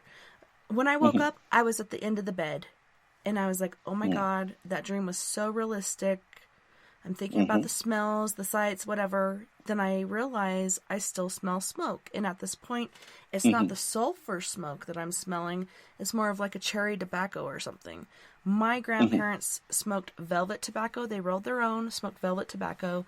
This was not that. And so I looked over into the doorway, which is right there by the end of my bed. And I see this man standing in my doorway. And I'm thinking, oh, that's probably my grandpa. And then I realize it's not, because he doesn't smoke cherry tobacco. All of a sudden, he raises this cigar up to his mouth, and he takes a puff off of it. My grandpa didn't smoke cigars. And the light from the ember around him, I could see his face. His hair is slicked back. He's wearing a tuxedo, a bow tie. The most gorgeous man I've ever laid eyes upon. I swear to God, he was. I knew immediately who it was. I knew it was the devil. And I always had night terrors. My dad told me, say Satan fall, God stands before me, Satan fall behind. So I didn't even say that out loud. I said it in my head, and just like that, I was knocked out. Right before I saw that, like the day before, I saw little gremlin creatures, little goblins, dancing around the fire chanting. Next night, I saw him. So once I got back to my family, my dad, my sisters, and my brothers, we're all telling ghost stories like we used to back in the day. And I told them about this experience, and my dad turned white as a sheet, and he's like, your mom told me the exact same story, except for instead of being in the doorway, he was right next to her bed, and they had a lengthy conversation. And my sister even said that she saw him standing next to a stretch limo right there where my mom was basically killed by a drunk driver. So it's pretty insane. And to me, like, my husband's like, no, Satan's not going to appear to anybody. He's going to send this and this and that and that. Well, yes, I did see his minions and shit, his little gremlin, cobalt peoples, whatever the fuck they're called. Then the next day I saw him. I know it was him. And I think he's looking for brides. He doesn't have just one bride. He will look for brides. And like you were saying earlier, trying to implement or project that species. I don't know. Yes. Self-replicate the species. Yeah. Yeah, and it's the hybridization program that we're talking about here. But truthfully, we're dealing with a life form that will appear to us in whatever form it wants to, concealing its normal appearance and what it really looks like. Well, from he us. was the most beautiful angel, and he fucking was. He was so beautiful. I've never seen a man so beautiful as that. But I was still afraid because I knew who it was. I knew. That's a fascinating account. Did you say he had a hat on or no? No, his hair was So it slicked wasn't back. a His hat hair man. was longer. His hair was slicked back. He didn't have a hat on. It was not the Hat Man. It was Lucifer. Okay, that's incredible. Thank you for telling me that, because that's interesting. I believe that, and it's interesting that your mother had a conversation with him too. Yeah. So is that what you were going with about it being generational, where it would go to the mother and the daughter? Yeah, it appeared to her. It appeared to me. My sister had a different encounter with him. She said this was in her teen years, and she's staying with these people that were her protectors, like her adopted mom and dad, when in reality they weren't. They were really bad people. And she said she was in her bed one night. She said it looked like lightning struck the wall. There was a crack even after that happened, But she said lightning struck the wall, and then all of a sudden there was this being on top of her trying to rape her. And this being had scales on his body. So he's appearing not as the beautiful angel, but as the reptilian. Even though she can't see him, she can feel the scales on top of her. And the only way that she got him off of her was, she said she took her thumbnail and she dug it under the scale and stabbed as hard as she could. And that's the only way she could get him off her. She is blessed. I've rarely heard of someone surviving in that way. That's incredible. Yeah. She did. She knew to do that. Like, would you think of that? I wouldn't have thought of that. I wouldn't have. Yeah, I'd be punching like, and trying other shit, but to dig your nail up under a scale, perfect. Yeah, to get it underneath the armor, almost. That's incredible. That's a woman. That's an individual with some instincts. I got to tell you, that's wild. Yeah. Because I have heard a similar story like that, but the lady didn't have success at it. Like, it's from John Mack's Experiencer documentary. And the lady was sleeping in bed, and this entity manifested. And it wasn't – okay, let me back up. It wasn't a reptilian to her. Like, it manifested to her as an insect, like a – what does she call it? Like a grasshopper or something. Yeah. Like a praying mantis? Yeah, there we go. Mantis, exactly right. So, they can manifest as anything, and I think that we are – it's possible we're considering them all different species. But what if they're one and the same? And they're manifesting in different ways. So, But again, let's get back to because I want to finish this segment with definitely this next point, because this third segment is going to get even crazier. So my reasoning in mentioning the remote viewer is that they had what they did is they carved stuff on his soul first, and then when his soul got back into his body, I believe it manifested on the body, and so. I'm going to start proving this more next in the next segment. But what they were doing is, again, they had taken his soul, they held it captive for a while, they revealed who they were, and then they were doing something to his soul so that when his soul got back into his body, it manifested. So they were they were carving into the soul first and the body second. And that's basically what he was saying. Now, what we need to realize about these soul hunters is that they consider the soul as not being incorporeal.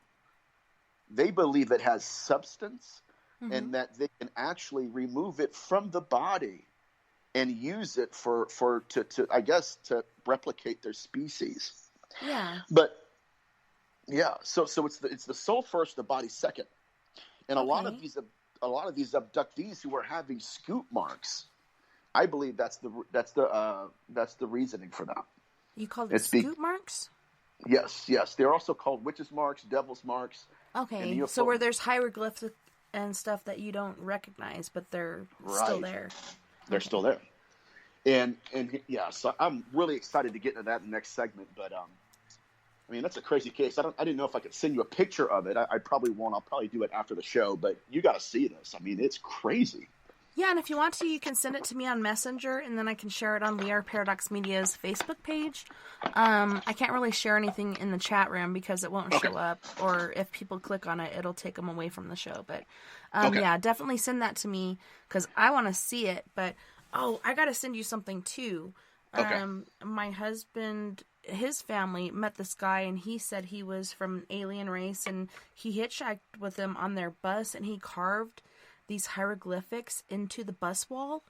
And he actually went out there almost a year ago and took pictures of it and sent it to me. So I'll send that to you to see if you recognize it. But to me, it was just like, wow, like, what the hell is that? And I do think that perhaps we were originally Martians, like we're originally on Mars and we had a nuclear war. I think that's where that big fissure in the planet happened. There are bodies of water that have been found, and there's high levels of radiation. Not just what the sun gives out, but like there was a nuclear war there, and that's why we're on Earth now. I don't know. I'm pretty sure we are actually aliens on this planet. We're the most alien thing here. We think octopi and stuff like that are alien. We're the aliens. That could very well be. I just sent that in Messenger, by the way. I just saw it pop up. Oh my God! So check this out. It's wild. It is wild. But yeah. Holy shnikes. So for those who aren't looking at what we're looking at, there's a That's the star of Bethlehem, David. right? David, yeah. Yep. Yeah, there's a Oh cross on my there god. too. Look at those. Oh my goodness. So now here's what is He alarming couldn't to have me done is- that to himself. You cannot No, do that no. to yourself. So I've had more pictures they gave to me, and there's also a Polaroid video of this taking place in real time. Seriously. Like, Yes, this this is is what- actually happening on camera. Yes, that's what he claims, and I'm getting Oh that my because I'm still working with God. him. But once I get that, can you imagine putting that in a lecture? You know, I mean, it's pretty intense. So, but what we need to do is analyze these because if these are actually religious amulets, like the Star of David, Yeah. number one, that would mean that these entities are employing them for reasons that are alien to us. No pun intended. Like, they're not doing this for the reasons we think they are. Like when I go into a haunted house and there are people that have crucifixes and stars of David, they're doing that to ward off these very entities. Now, if that's the case, why are these very entities using these amulets themselves? Does that make sense? Like, we're missing something here. Yeah. We don't have the full story, the full effect. We're missing something. Yeah, majorly. So, yeah, so I can't wait for everybody to see it because then they'll be able to give context to our conversation here. Yeah, But and I I just believe shared they it did- on We Are Paradox Media's Facebook page. If you guys are listening, head on over there, and you can see this picture. Like, oh my gosh, this is, like, my mind, once again, is blown completely off my shoulders. Like, this is insane. Yeah, Holy it's a shnikes. very it's a fascinating subject, but I can't stress it enough. We're missing something. I'm about to go like your page. We're missing something, and it's not just something that's trivial. This is something that is incredible, and it's much needed because if we miss it more, like if we get lost in the darkness, these things can eclipse us. We won't ever understand what they're doing. Yeah. So we really have to investigate this stuff. They'll see us before we see them over there. Yeah, that's true.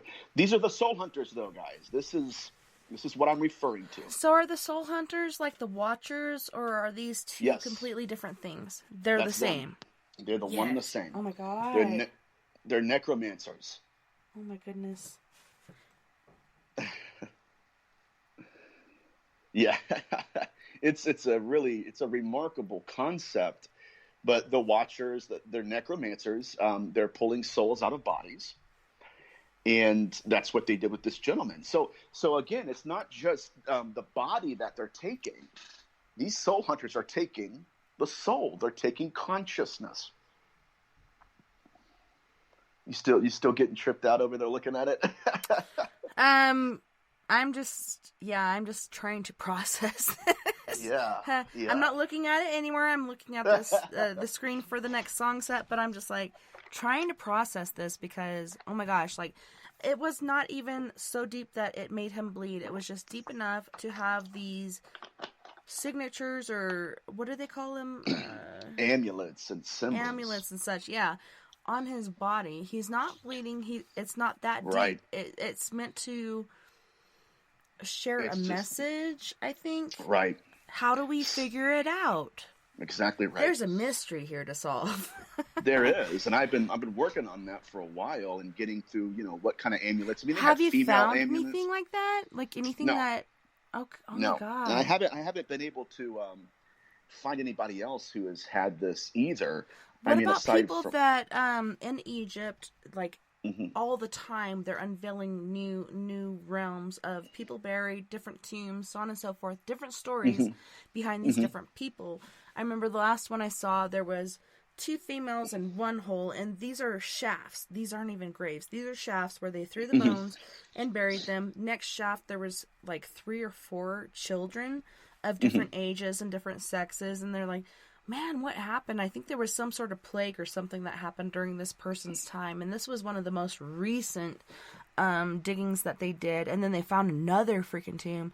Like, we're constantly finding things and more information, more scripts, more things that are teaching us, but the way that they're able to look at it and decipher it, I wonder if you can get a hold of somebody like that and figure Yeah. out what these say. I've been looking for someone like that, and I've been looking for, like, even just in my own field, a parapsychologist who's experienced this phenomenon. I know Michael Lynch has experienced some of this, which is one of my mentors. But Lynch said that his case study, the individual had subdermal scratching, so it wasn't like Oh my it was God. it was coming through the skin, like it's Under not being the placed skin. on it. Yeah, Yeah. you're gonna do I like a can't. shot I or can't something hang. after this. Yeah, I can't hang. Thank you for tuning in tonight. That's the intro. No, But I mean, what that kind is of entity so can do weird. that? that man. is intense. Seriously. On that note, we do have to go to our second musical break. On this break, we have prime example. Roy Washington, our musical host, is a member of this band. And this song is called Power Play. Then we have Gravity from Krakow, Poland with My Last Goodbye. We also have Dan Medina, who was originally a member of Gravity from Krakow, Poland, but now he's gone off on his own, kind of like Justin Timberlake. And his song is I Won't Let You Go. And then we have Fred Johnson the Toid. He's one of my favorites. Man, if I could ever meet a musician, I'd love to meet this guy. With After Dark, you guys don't go anywhere. We'll be right back after this musical break.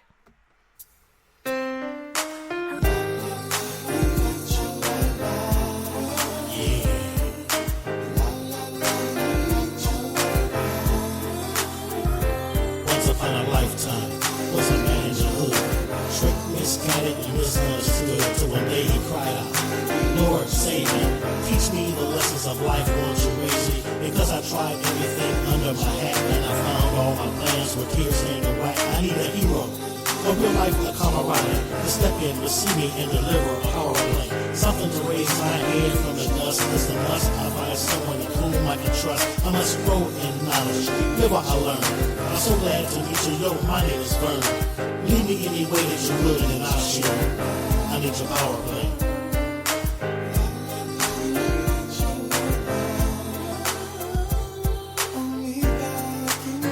Yeah. Here comes another one.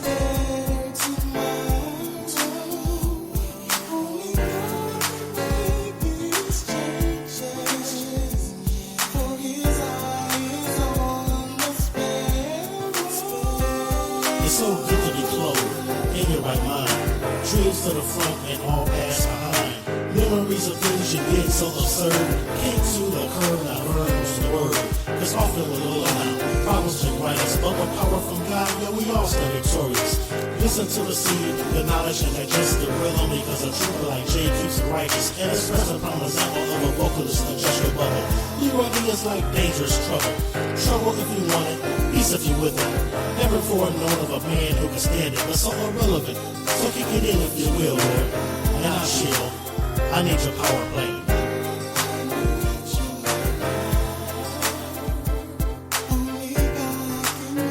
Yeah. Here comes another one.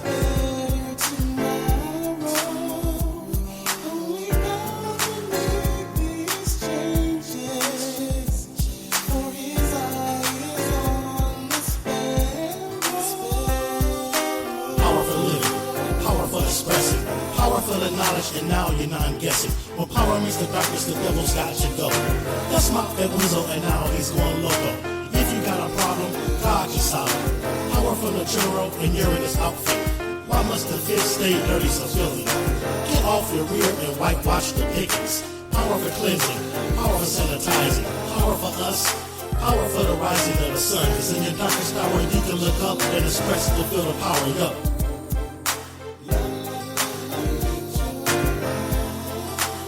I need your power play.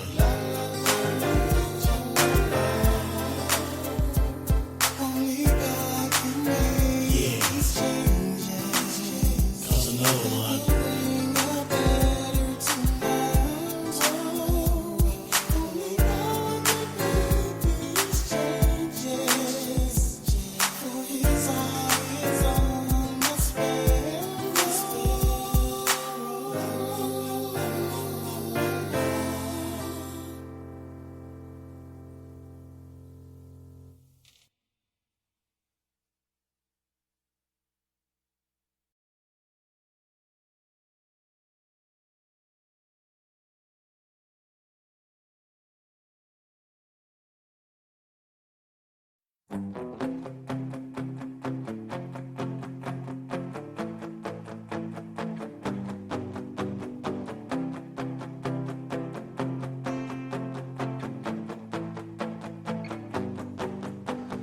Things come and said, streets of these high, going to a dead end. Listening to waves on windy days, standing by the wall, making sense of it all.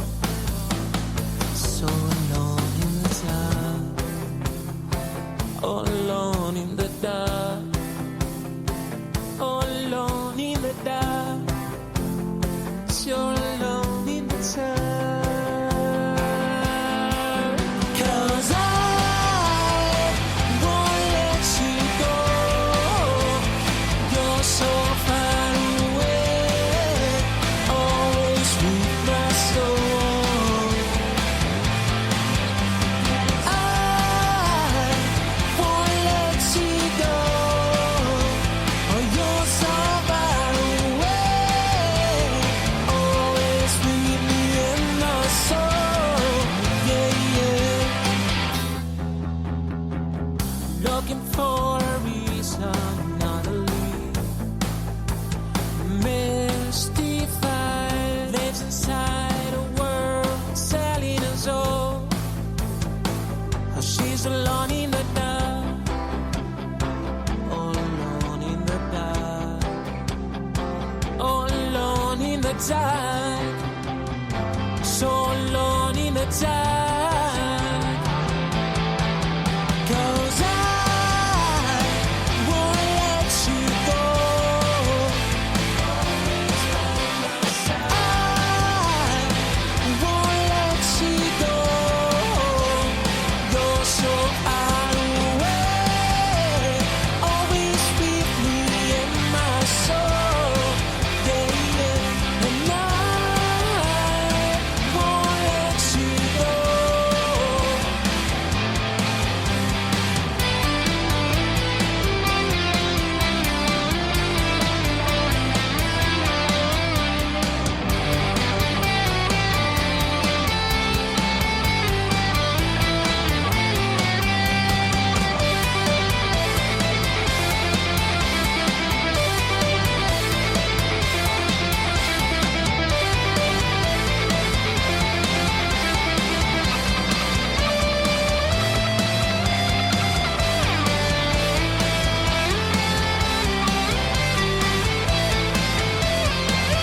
And I won't let you go.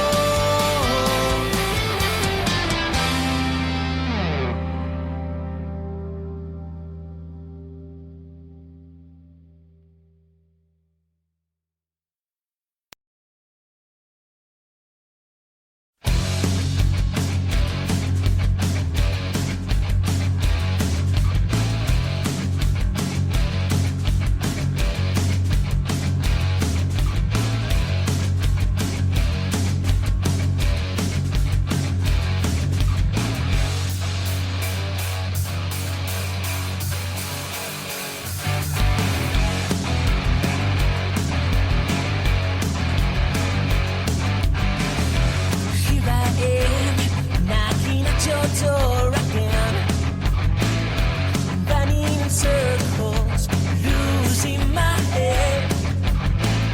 I never been good enough for you, so why can't you see anything I do to save you? Can't save me. So why don't you try? No matter what you tell me,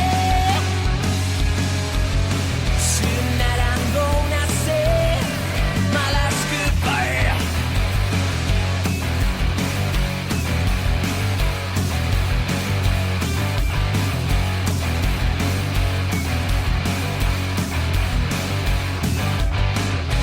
Here I am, kneeling on my knees again, running in circles, losing my head.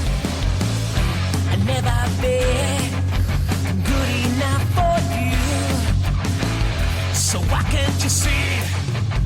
Anything I do, you say you can save me. So why don't you try it? No matter what you tell me, tonight I'm gonna say my last goodbye. Oh.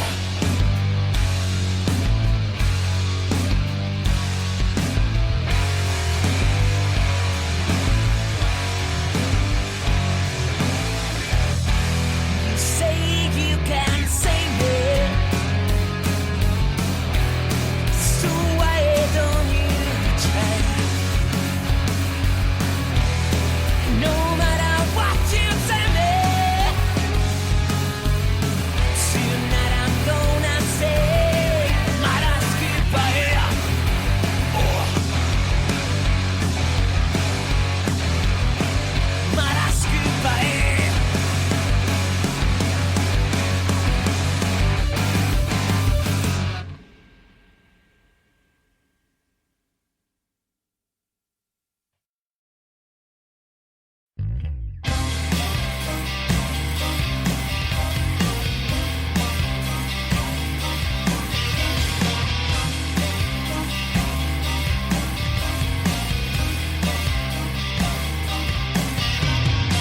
My driver pulls up in my limousine, ready to take me anywhere I want to be. I say, I want to go. Take me to a college scene. I'd like to go and dance, have drinks, and hunt the perfect date. Yeah. Living at the door, I search lonely streets to find hidden shadows in the dark. It doesn't matter what I say. Secret homicides arranged in a series of pursuits. No matter what I say, after dark, I gave her base because she had the range. I knew she was the one that never could go home again. Plastic life like limo seats. I don't know why I can't control this urge to hurt again. Yeah. Living at the door, I search lonely streets to find hidden shadows in the dark. It doesn't matter what I say. Change it in the sky, murder forever after. No matter what I say, after dark.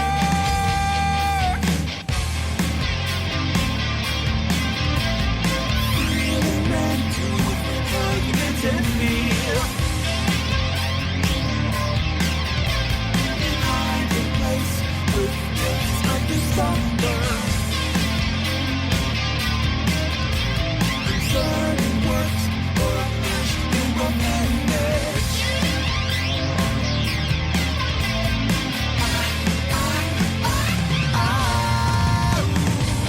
It doesn't matter what I say.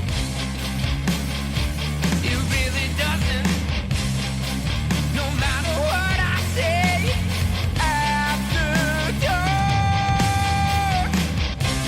It doesn't matter what I say. Secret homicides arranged in a series of pursuits. No matter what I say, shade it's in the sky, murder forever after. It doesn't matter what I say.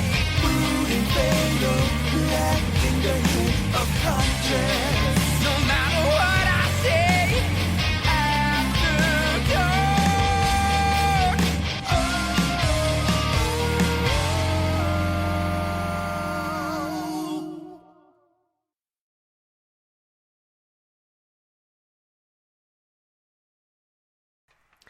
Welcome back, and thank you so much for joining us tonight on We Are Paradox Media's Late Night in the Rockies. Tonight we are so freaking blessed to have Mr. Nathaniel Gillis in.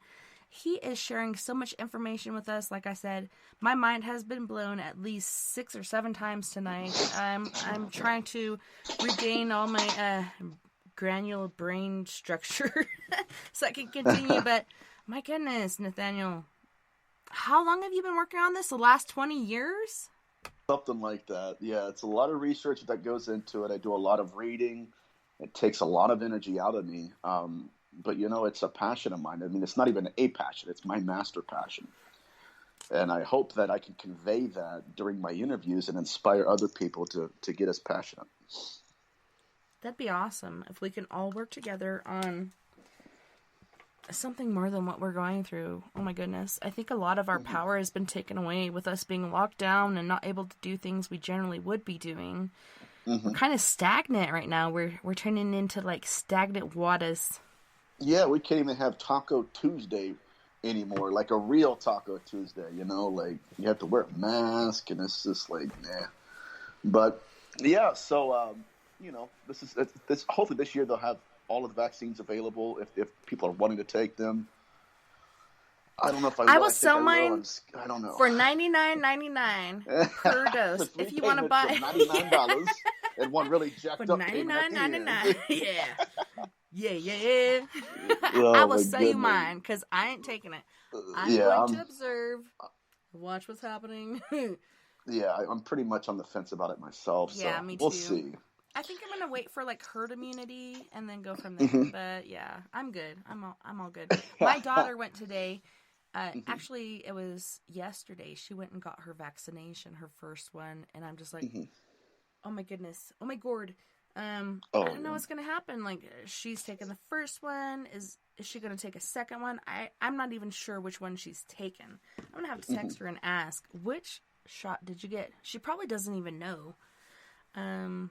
It freaks me out because, I believe in the scientific method, scientists sharing information with each other, coming to a certain conclusion, not a hypothesis, but a conclusion.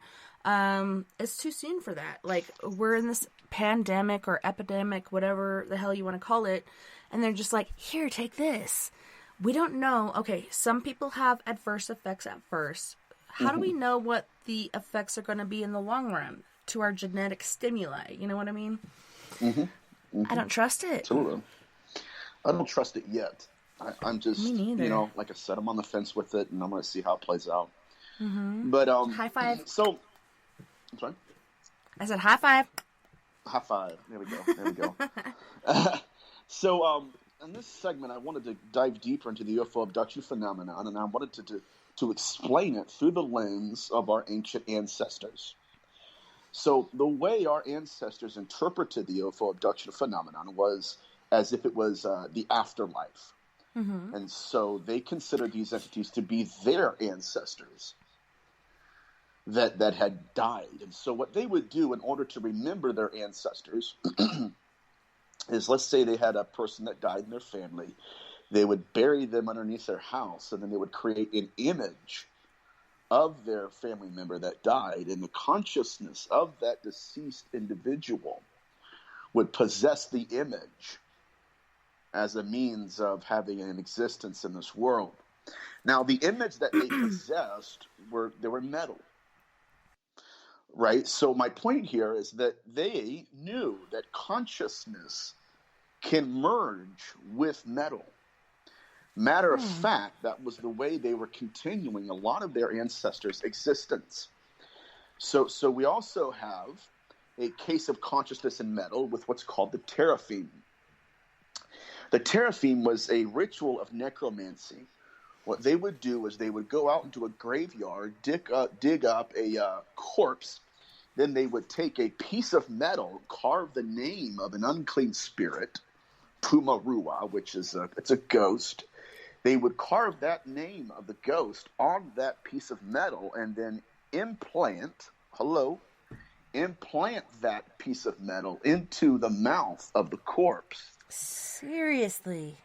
Yeah, and the consciousness of that entity would Talking about mouthpiece here. Exactly right, yeah. Would merge with the metal in the mouth and would begin to speak through that corpse. So we have here is a technology regarding the afterlife where consciousness can merge itself with metal and exist. Now, I do believe this is why we have a great deal of abductees who, when they step on the craft, claim that the craft itself is alive. Yeah, and sometimes, like, they're like, there's not even walls. Like, there's this window sort of thing, but there's no window there. It's open. You can see into the expanse of the universe. There's really no window there. It's like you could walk off the ledge at any moment. But you're just standing there embracing the imminence of the universe. Like, it is so large. And I don't know. So intriguing. Yeah, it's expansive. Yeah. So their belief was that this was afterlife phenomena and that these were their ancestors. And that means that their very first implant wasn't about, people that are getting abducted, essentially, but it was really about how to place consciousness in the abductees. Okay? Mm-hmm. And so we're dealing with how, okay, so I do believe that that's how they are planting their consciousness in us. Matter of fact, I'm going to read a case real quick. It's an abductee case. Okay. I'm going to get my book out here for us. Hell yes, I want to hear this. Okay. And so what we're dealing with are two consciousnesses in one body. It's just like possession, okay? Mm-hmm. And so how are they doing it, though? I believe they're doing it through implants. They're carving their consciousness in it, right? Isn't that good? And then placing it in us. And have you heard about, like, when people try to take it out, like, it'll move around so you can't get it? Yes. That is so freaking weird. Like, you can maybe put a magnet on your skin and have it there when you're cutting into yourself, or if you have a doctor doing it. A lot of doctors won't do it because they're like, this person is, a mind case. This person is crazy. But this stuff really does happen. It could be in your neck, behind your ear, in your wrist. There's so many different places that they put it. But people, see it, they feel it, and they're messing around with it. They try to get it out, and they can't because it runs away from whatever you're using to try to get it out. It's so weird. Yes, it's almost like it's alive, too. And it's conscious enough to get itself out of the way so that we can't get a hold of it. So there's two accounts here that are separate individuals, separate experiencers. This comes out of the book Beyond UFOs, The Science of Consciousness and Contact with Non-Human Intelligence.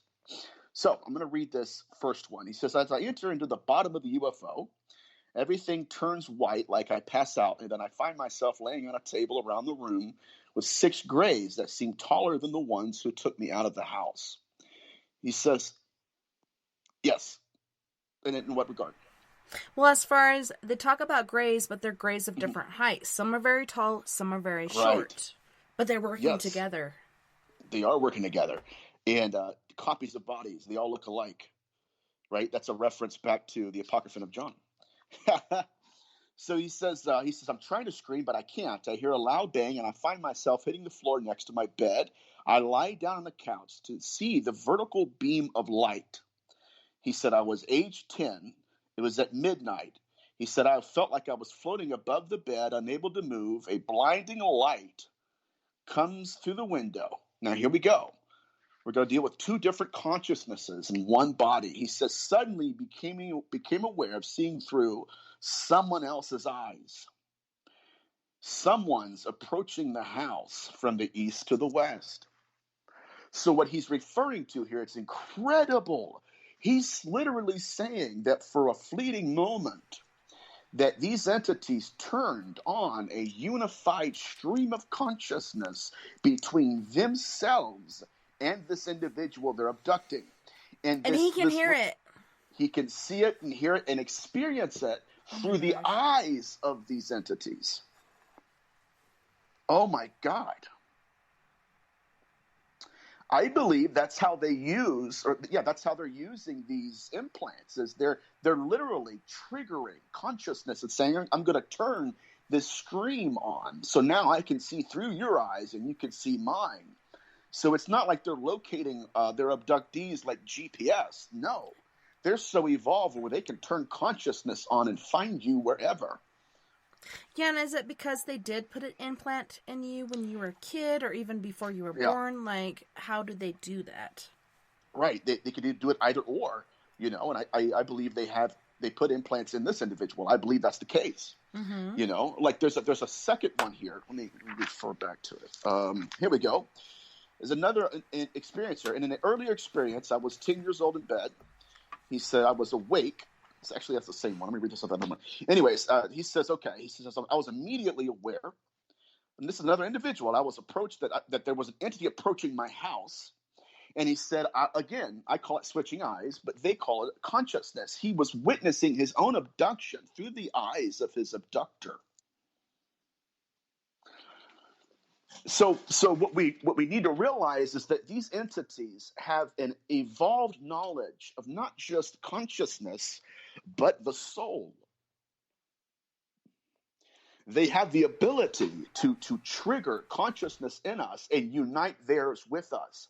Now, in history, in biblical antiquity especially, we would have called that possession. But this is abduction, right? So what's really going on here? And I'll stop rambling. I'm like, no, please continue. It's better you do it than I. People are tired of my fucking ramblings. But no, it's not like you're rambling. You do have specific, important information to share. I don't know. Okay. These beings are amazing to me, and I know different people that have gone through this, different people having implants. They have had x-rays of it. No matter how many things that they've tried, the doctors still won't believe them. You see this little small chip device in my arm. Yeah. Where the fuck did that come from? Did I take my cell phone apart and put this little fucking chip in my arm or what? Like, no, this is something, there's no scar, there's no nothing. It's like they're able to open up the flesh, put the insert in there, and then close it back up. No scarring, no nothing. And there's so many times that they have healed people. I've heard of people talking about different colored orbs, not ghost orbs, but alien orbs. I've seen one that looked yellow, orange, and red. So it's basically like a molten fire inside of this orb. But other people that have seen green ones, they talk about them as healing orbs. Like, they will abduct these people, they will heal them, and they'll take them back home. Like, this person could have had cancer or some other different faculty about them that is wrong with them, and they heal them. But some of them are like angry birds. Like the one I saw. Like, I opened the door, I stepped out into the snow, and as soon as I stepped out, I was like, Step back in, closed the door, and then I called my family over because I could not get my fingers to work to where I could turn the camera on. But I called my family over, and they saw it. My two daughters saw the exact same thing I saw. To my husband, it appeared as like a globe with a bat of extreme size glowing, flapping its wings at a very slow rate of speed. Does not make sense. Some sort of shield, whatever. It was so weird. But I wonder, had I continued to walk out there and approach this thing, would it have killed me, abducted me? What would have happened? But my son, that I was breastfeeding at the time that I saw this entity, was born with 6 fingers on his right hand. And back in the day, when Indians would put their hands up, it's not that they're saying hello, they're trying to see, are you human or are you alien? Right. Because they had extra fingers. Yeah, Makes 6 me fingers wonder. and 6 toes. Yeah, that's a very interesting point. Because a lot of people don't know that. Yeah, you know? I never saw that until I was pregnant with my son. Like, I never saw an alien, never saw a UFO, never nothing. I believed in it because my dad told me about it. My mom was the spiritual, like, paranormal side. My dad was like, yeah, I did see a ghost once when I was with your mom, but I do believe in aliens. So I always believed in them, and I didn't see them until 2012. But I'm wondering, because that's when I was pregnant with my son, so does it have something to do with that? And both my kids did have a shared experience, too. I talk to them when I'm doing security overnight, and they're like, guess what dream I had last night? So Lily's telling me about her dream, and she said, we went out back, which is right out here outside of my studio. There was a UFO, the aliens took us on the ship, and then Floyd jumped out, so I jumped out, and then we ran away, and Floyd tripped over the root of the tree, and Floyd's like, I didn't trip over the root, you did. And she's like, I didn't trip over the root, you did. So then they start arguing about this, and I'm like, okay, at this point, this is not a dream. This is a shared experience. And then she started laughing. She's like, ha ha ha, remember when you jumped on the alien's head? And he's like, yeah, that was so funny.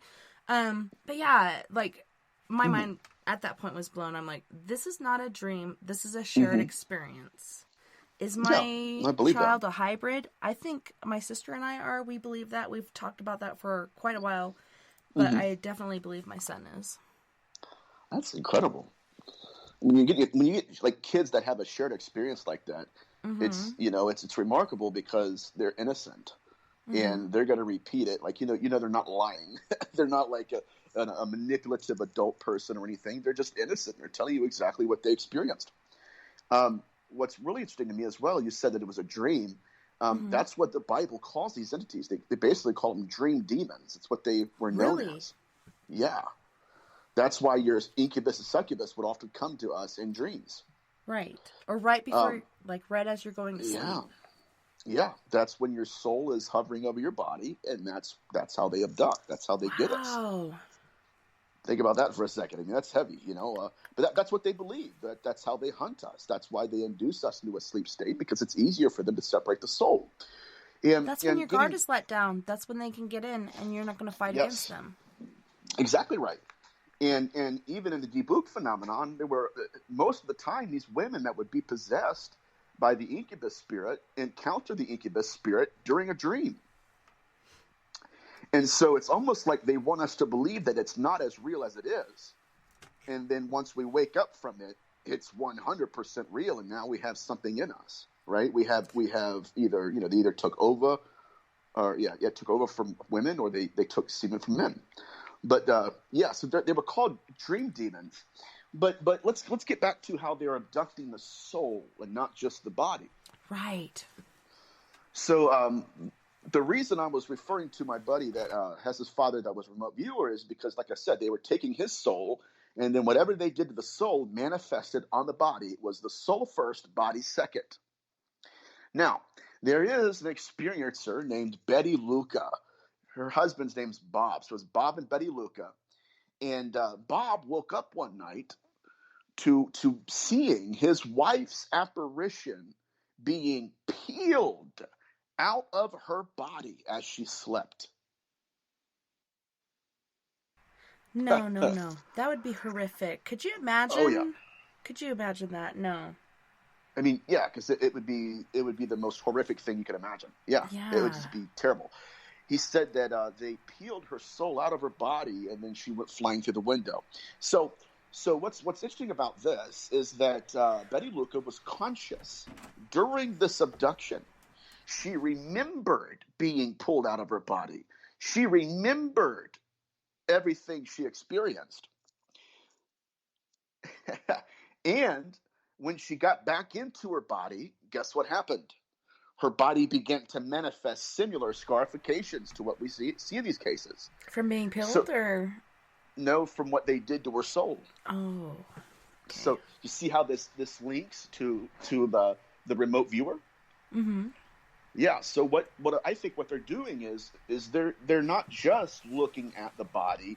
I think they're messing with our souls, and it's manifesting on our bodies. That's interesting. Jinx, you owe me a Coke. Yeah, right? I'm drinking water right now. Well, it is interesting because I think it was last night, or could have been last weekend. I don't know. It just all kind of accumulates in my mind. But we're talking about birthmarks. There we go. Birthmarks, and all my kids were born with what they call stork bites. So my first daughter had stork bites on her eye and one in between her eyes. My second daughter it was a perfect shape of a rooster. My son was born with a dragon, and he was the year of the dragon. And then Lily was born with a little check mark. My husband Vern says it's a V. That means I approved. And I'm like, whatever. I'm thinking because it's not only on the front of their head, but on the back. Like, this could be from a past life, like how we were killed. We could have been a part of a tribe and we were killed this way. Or is this a marking from something else? I don't know. But you're right on top of that. Brilliant. That's brilliant. That's incredible, because that's right where I was Thank going. you. Thank you. Yeah. I actually high made five. sense this time. Oh no, you make perfect sense. That's incredible, because that's right where my research is. So going with the concept that whatever happens to the soul happens to the body. Soul first, body second. Then we go into Ian Stevenson's work with reincarnation and past lives, where, just like you said, we have people who say they died at a young age or something, and they say that the reason I have this birthmark is because that's where I was wounded, or that's where I got killed from. That was the wound that killed me, but it manifested on their body. So it happened to the soul first, body second. Incredible. So what we need to be doing as researchers is looking at the UFO abduction phenomenon as the harvesting and investigating of our consciousness and souls. We've been making it purely about our bodies. That's not the case. I think they're studying our consciousness, and I also believe the reason they're merging seeds in terms of a hybrid is I believe they're going to see that they're going to see if they can have consciousness just like we do. And a lot of people believe, like, we're one and done. We only have one life. I don't believe that. I believe, we repeat our life until we learn the lessons that we're meant to learn. I think that's why a lot of us have knowledge bestowed upon us even before we should have it. Like, as a kid, I had so much knowledge, and I'm seeking out religion and all these different variations. And when I was in the military, oh my gosh, like, that was perfect for me because I had every religion at my fingertips. So I can go to the Catholic Church, I can go to whatever church, like I'd been a member of the Mormon Church, and other churches in the past, Baptist. Make sure you don't dance because then you're going to get in trouble. But I mean, it's so amazing to me. I think we all have a little portion of the truth. Everybody wants to be original. Everybody wants to be number one. But if we just all work together and accumulated our information, we could get so much further than we are with our human egos. The human ego is keeping us from finding the answers that we need to find. I don't know. It's insane. Oh, yeah. Yeah, the ego is it's also destroying the field. Igor. We have a lot of people... Devo. So, whip it good. Yeah, I mean, it's such an interesting topic, but you're right. This has to be understood for what the data sample is and not for the dogma. What it appears we have is a life form that's using us to self-replicate, but it's also studying our souls. And here's what's really alarming to me as of late. It had the ability to peel Betty Luca's soul out of her body while keeping her body alive. Ew. That's alarming. And there are people that are saying, and people say, okay, well, that's not really a threat. It's absolutely a threat. It is. Because if China had the ability to do what they're doing, what would we do? Or Russia? I don't care. India, I don't care anybody, but you know what I mean? That would be considered a threat to us. But I think what's happened lately is that they are so transcendent compared to us, we're afraid to label them as a threat. And so we have to gaslight everybody around us into believing because if you do label it as a threat, you're admitting this is really happening. This is really happening. Yeah. Yeah. Once you admit it, where do you go from there? Oh, yeah. Head first into oblivion. Head first into terror. Oh, God. Can I go feet first? That'd be better. Feet first. What kind of an entity has the ability? I mean, first of all, they know more about us than we know about ourselves. And they have the ability, it could be traumatizing. And I think that's why our government is not disclosing this fact. It is. And like I said before, I think we were on break when I said this, but I've been so pissed off in the past that the government is not sharing this information with us. They know the truth. They know what's going on, but they won't share it with us. And I'm like, why not? We can handle it. Okay, so there's certain individuals like you and I, we can handle this. But there's the majority, which are sheeple, people, whatever you want to call them, that once you tell them something like this, they're going to run around like chickens with their heads cut off, and the first thing they're going to buy is toilet paper and then everything else on the shelf. I don't know. Isn't that so funny? They're like, wait a minute, they can pull my soul out of my body, better go get butt wipes. I can't live Yep. without those. I gotta have toilet paper. I gotta have some tissue for this shit. That's the first thing they think of. Like, oh, I better get Meanwhile, in bread. Colorado, everybody's building toilet paper forts. That's exactly right, man. That's hilarious. Oh, thank God I got my toothbrush. We're Right? good to go. My It's like, toothbrush and my okay, butt wipe. We're all good to go. We're all good. Red, You're right. wear you know. your red shirts and your brown pants, because everybody, you're going to be shitting your pants. That's exactly right. Yeah. That's funny, because I know that joke too, right? Yeah, that's a funny joke. Give me It my is brown so pants. true. It is so true. I mean, my God. But I think that it's high time the field realizes that, number one, humanity might be the ugly cousin of the family. Yeah. And we're not as incredible as the arrogance of man thinks we are. Yeah, we think we're much better than we really are. Yeah. It's like, no, they can... Oh, I mean, crrrt. if you look at... I'm sorry. I said, oh, crrrt. No. Oh, Okay. oh, God. No, yeah, no. That's Cardi Sound B like a thing. Nephilim. Oh, crrrt. That's that buzzing language Nephilim. right there. Oh, that's where giants came Yeah. from, okay? Angels and humans spotted. Yes. Yeah. So, you know, I mean, as far as the threat goes, I mean, there's the question, okay, well, yeah, they do perform healings. Well, yeah, that's fine. They But can. they're not, you know, yeah, they can. But the issue is, and this is what Luis Elizondo says, you know, they could basically they can perform healings all they want to. But the fact is, they're invading our reality without our permission, sometimes, most of the time, without our knowledge. Yeah. And anybody who has that power should be treated as a threat, even though, you know, I'm not saying go to war, obviously. What I'm saying is we need to investigate them as if we're on guard. Right. Because be if prepared that- and have your shield up. Yeah, yeah. And, you know, I really do agree with you that there's a reason they're not saying they're a threat. I think it's because they don't want to admit it. If they did, you'd have a lot of people who are freaking Oh out. my gosh, could you Gotta get- imagine? Oh, yeah. There would be a mental health crisis immediately. Right? Immediately. Oh, yeah. I mean, there would be a lot of people that would lose their minds. Religion would be in shambles. I mean, okay, that reminds me.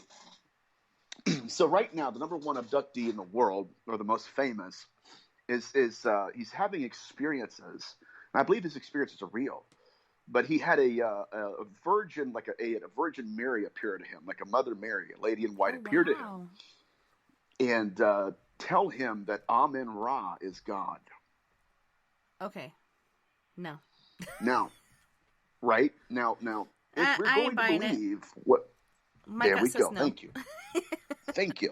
And I'm not discrediting the event. I'm sure it happened. But just because it happened doesn't mean it was true. Does it make sense? Like, I believe that's... I mean, come on now. You honestly believe the Virgin Mary, who birthed the Son of God from her womb, is going to come out and say, oh, by the way, Amen-Ra, who I didn't believe in, and when I was in life, you know. So what are we dealing with here? Again, like it's Ezekiel. No, like we have to have discernment. Like Ezekiel 13 calls them false prophets for a reason. Yes. You know, It's so if we scary have- too, because there's so many people that say they're prophets and they do so many things to dement our minds, to make us try to believe that they are prophets. I do believe that man gets messages. All of us do. At one certain time or another, we get messages from the other world, the other realm. I do believe that that is, you know, spiritual beings or somebody communicating with us, telling us things. There's certain things that we Yes. do need to know. And discernment, that is a gift given to us, bestowed upon us by God. Just like the light of Christ that lives within us. Like my big brother, Jesus, I love him to death. And he's so sexy. Oh my God, this guy. But anyways, like he did so many miraculous, amazing things. And still today, people don't believe that he existed. They just think he was another man. I believe he was Yeah. the son of God, whoever God is. Like that is still a question Yeah. to all of us every day. We may have faith in things. We may believe in things, but what do we really know? Who in reality is Right. he?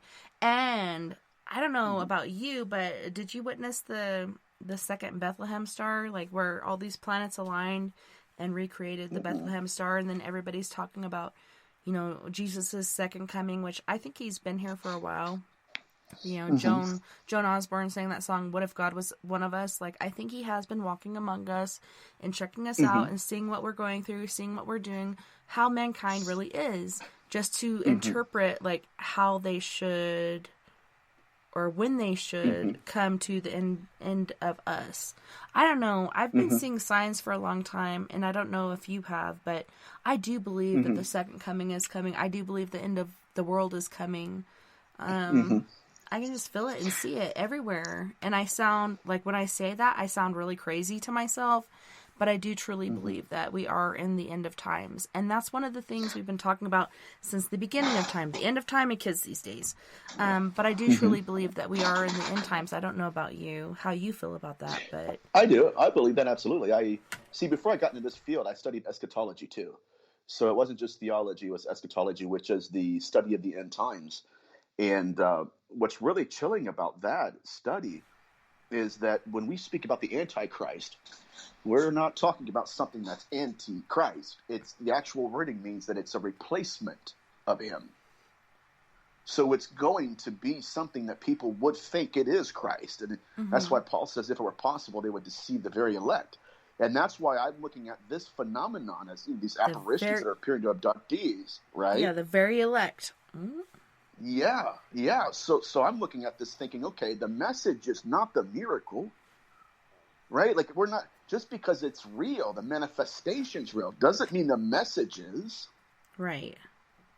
That's how they're trying to deceive us. It's incredible. Matter of fact, to go further with that, like in the Bible, they have what's called leprosy. But leprosy is not what we have today. Like it's not Hansen's disease of modernity. Their disease of leprosy in the Bible was a spiritual, again, we're getting back to abduction, was a spiritual condition first. And then it manifested on the body. And what they started the clothes, and does that really line up with exactly what it was? What was it? Well, these people came in contact with these false prophets, and all of these different things Going on, like and such, like totally makes so much sense. If there was wreckage from the battle, so on and so forth, and people went to check it out, they would get radiation poisoning and sores and share that with their household. That's incredible.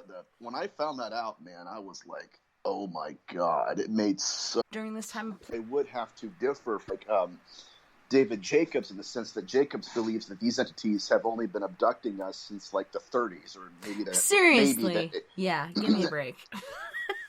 Yeah, and I'm thinking, well, he's not like, I don't know, a Hebrew scholar or a Near East scholar, so obviously he wouldn't have access or knowledge of these ancient texts.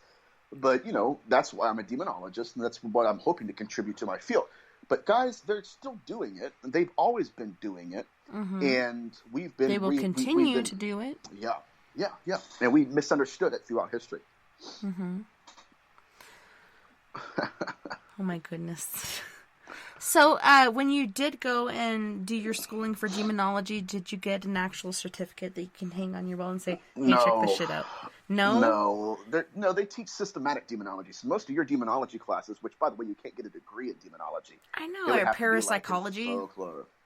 Yeah. Folklore. This is just fictional. Even mythology, I believe is real. I believe that these certain entities did exist at one time. They could still exist. I believe it was real. And they're like, no, this is folklore or mythology, or this is not real. I believe it was. Of course it is. Matter of fact, there's an Egyptologist, one of my favorite. His name is Henry Frankfurt. And he comes out, he wrote a book. I forget what it was. It's an old book. But anyways, he talks about what's called mythopoeic literature. And he says that basically ancient civilizations would carry on their personal beliefs and personal experiences through myths and poetry. And he said that's the only reason some of these ancient languages aren't dead. They're still alive, and they're not forgotten. He said that's why, is because they created myth and folklore around it. So obviously this is real stuff, just like UFO abduction is. Is that folklore, or is that human experience? I think it is, but I don't think everybody can wrap their minds around it. So many people are just like, I don't want to think about it. I don't want to believe in it. I have my everyday life to live. That's what I'm going to do. I don't really fucking care. So people don't really look into it, but there's people like us that experience this and go through these different things. Chonies, you can't be on here. I already told you. Get out of here, Chonies. I only show. It can't see me. Yeah, once you come over here, they can. Get out. Go on, meow. Go on about your business. My head. Dobie the house elf. Come on. Once I gave you clothes, you'll be free. Come on. No. All right. I'm sorry. Continue. You're good. You're good. Sounds cool. Sounds really cool. It's like I contacted a parapsychologist who basically didn't want to talk to me, treated me like I was a piece of trash. I've never, ever been treated like that before. Okay, you have a knowledge. Mm-hmm. You know what you've experienced. You've done so much investigation on this as far as educating yourself, reading all Right. these different scripts, so on and so forth. Like, how can somebody else say that this is not real? You're just doing this whole fairy tale, flu, fla, fla, whatever thing. Like, this is reality. It was sad. He was one of my heroes in the field, and I'm not going to tell you who it is, obviously. Gosh. But I messaged him one day saying, you know what? I said, I really enjoy your work. I'm a demonologist, and before I could get half the text out or the message out, immediately, I don't believe in demons. Glad you like my work. You're bothering. You're what did he say? He said you're wasting your time talking to me. What the heck? Oh my gosh. It's stuff like that. It brings you down for a little bit, then you come back up because you know you're on the right path. And a lot of people that are on the right path, the devil, demons, whatever, will come in and try to drag you down because they know you're on key, you're on point, you're where you need to be. They'll try to bring you down. From researchers like I could see some of them trying up to heaven, but I could see some of them so discarnate on what happened to them, what God threw them out. Your dad threw you out of the house. You're going to be pissed off. You're going to do whatever you can to get back at him. So I can see that too. But I do know that there are spirits out there that are angry, unhappy, ugly individuals. And they're almost just as bad as demons. Like, they can cause as much harm as demons do. I had one of them on my show last night. Fuck you. So that's exactly what he said. He called me an MFer. I'm thinking, oh my Fuck you, God. motherfucker. I could feel like, even the last time he called us all MFers, it was plural. Yeah. And that had a lot of anger to it too. Like, he was pretty Well, pissed. you're calling him out. You're showing all this evidence, and they don't want people to know. They don't want people to be educated about this. They want them to be ignorant and scared.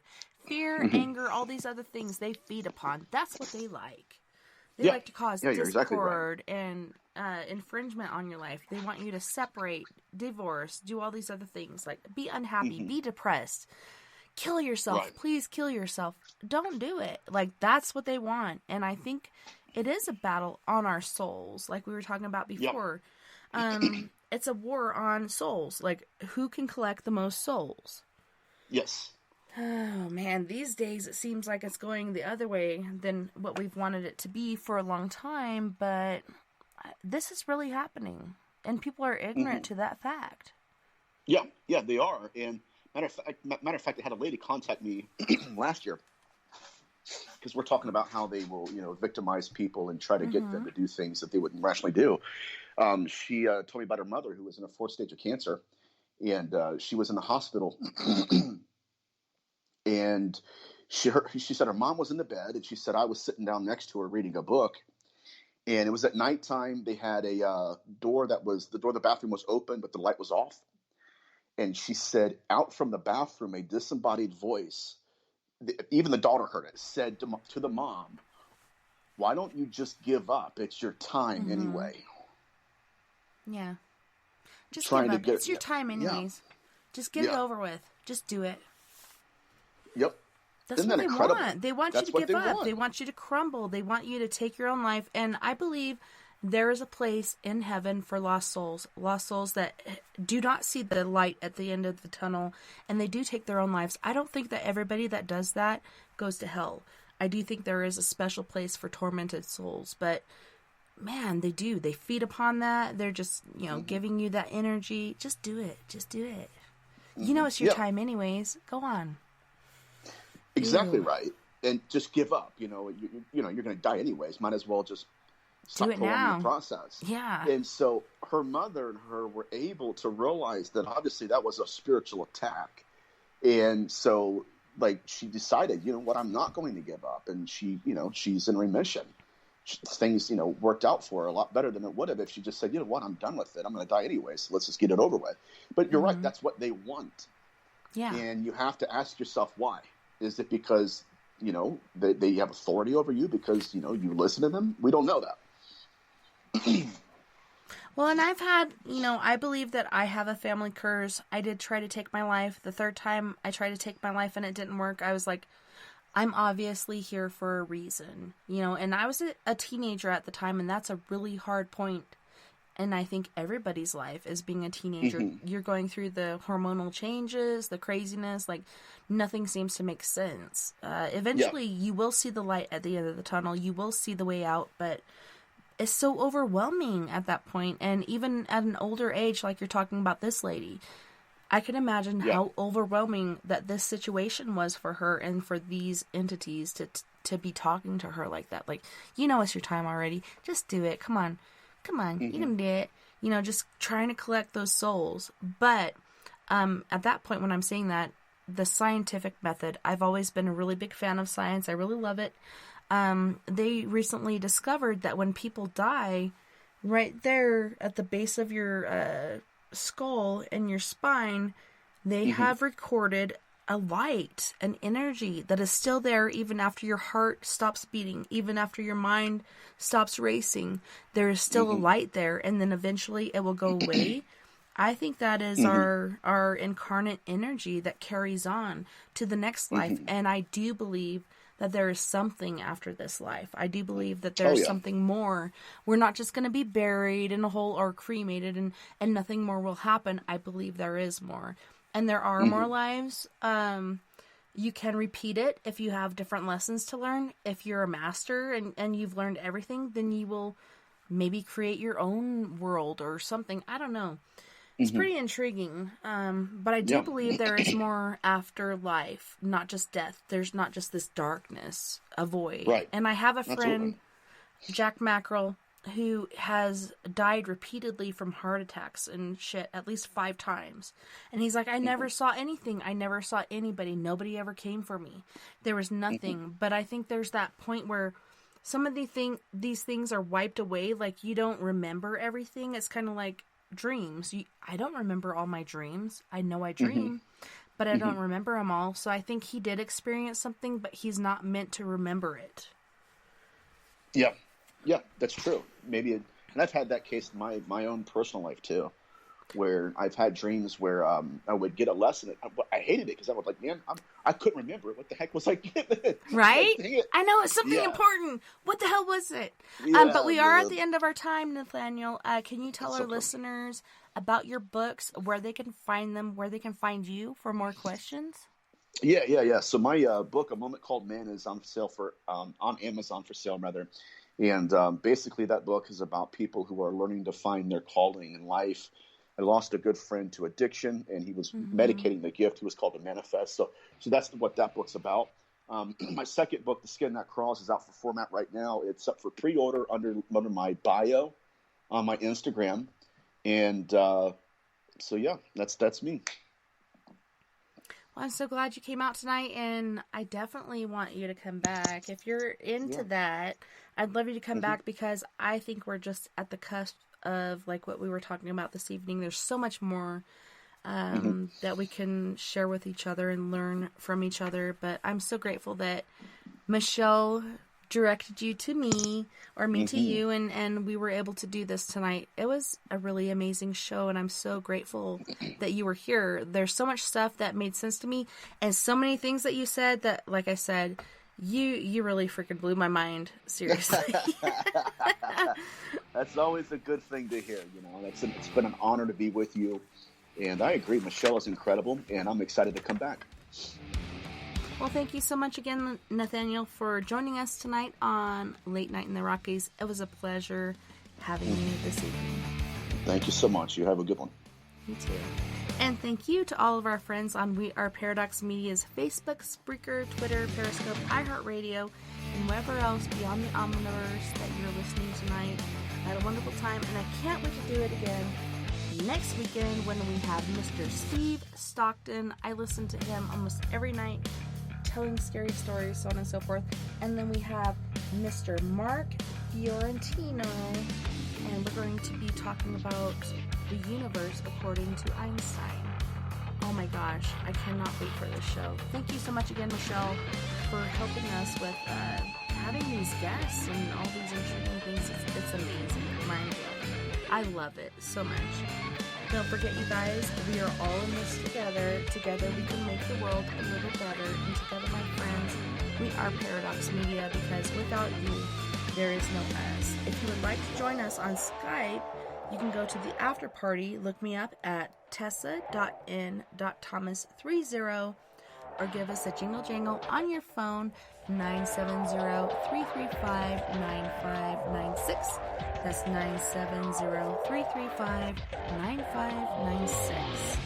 Until next time, nighty night, love and light to all of my friends out there. You guys take care of my news, and I hope to see you back here next week.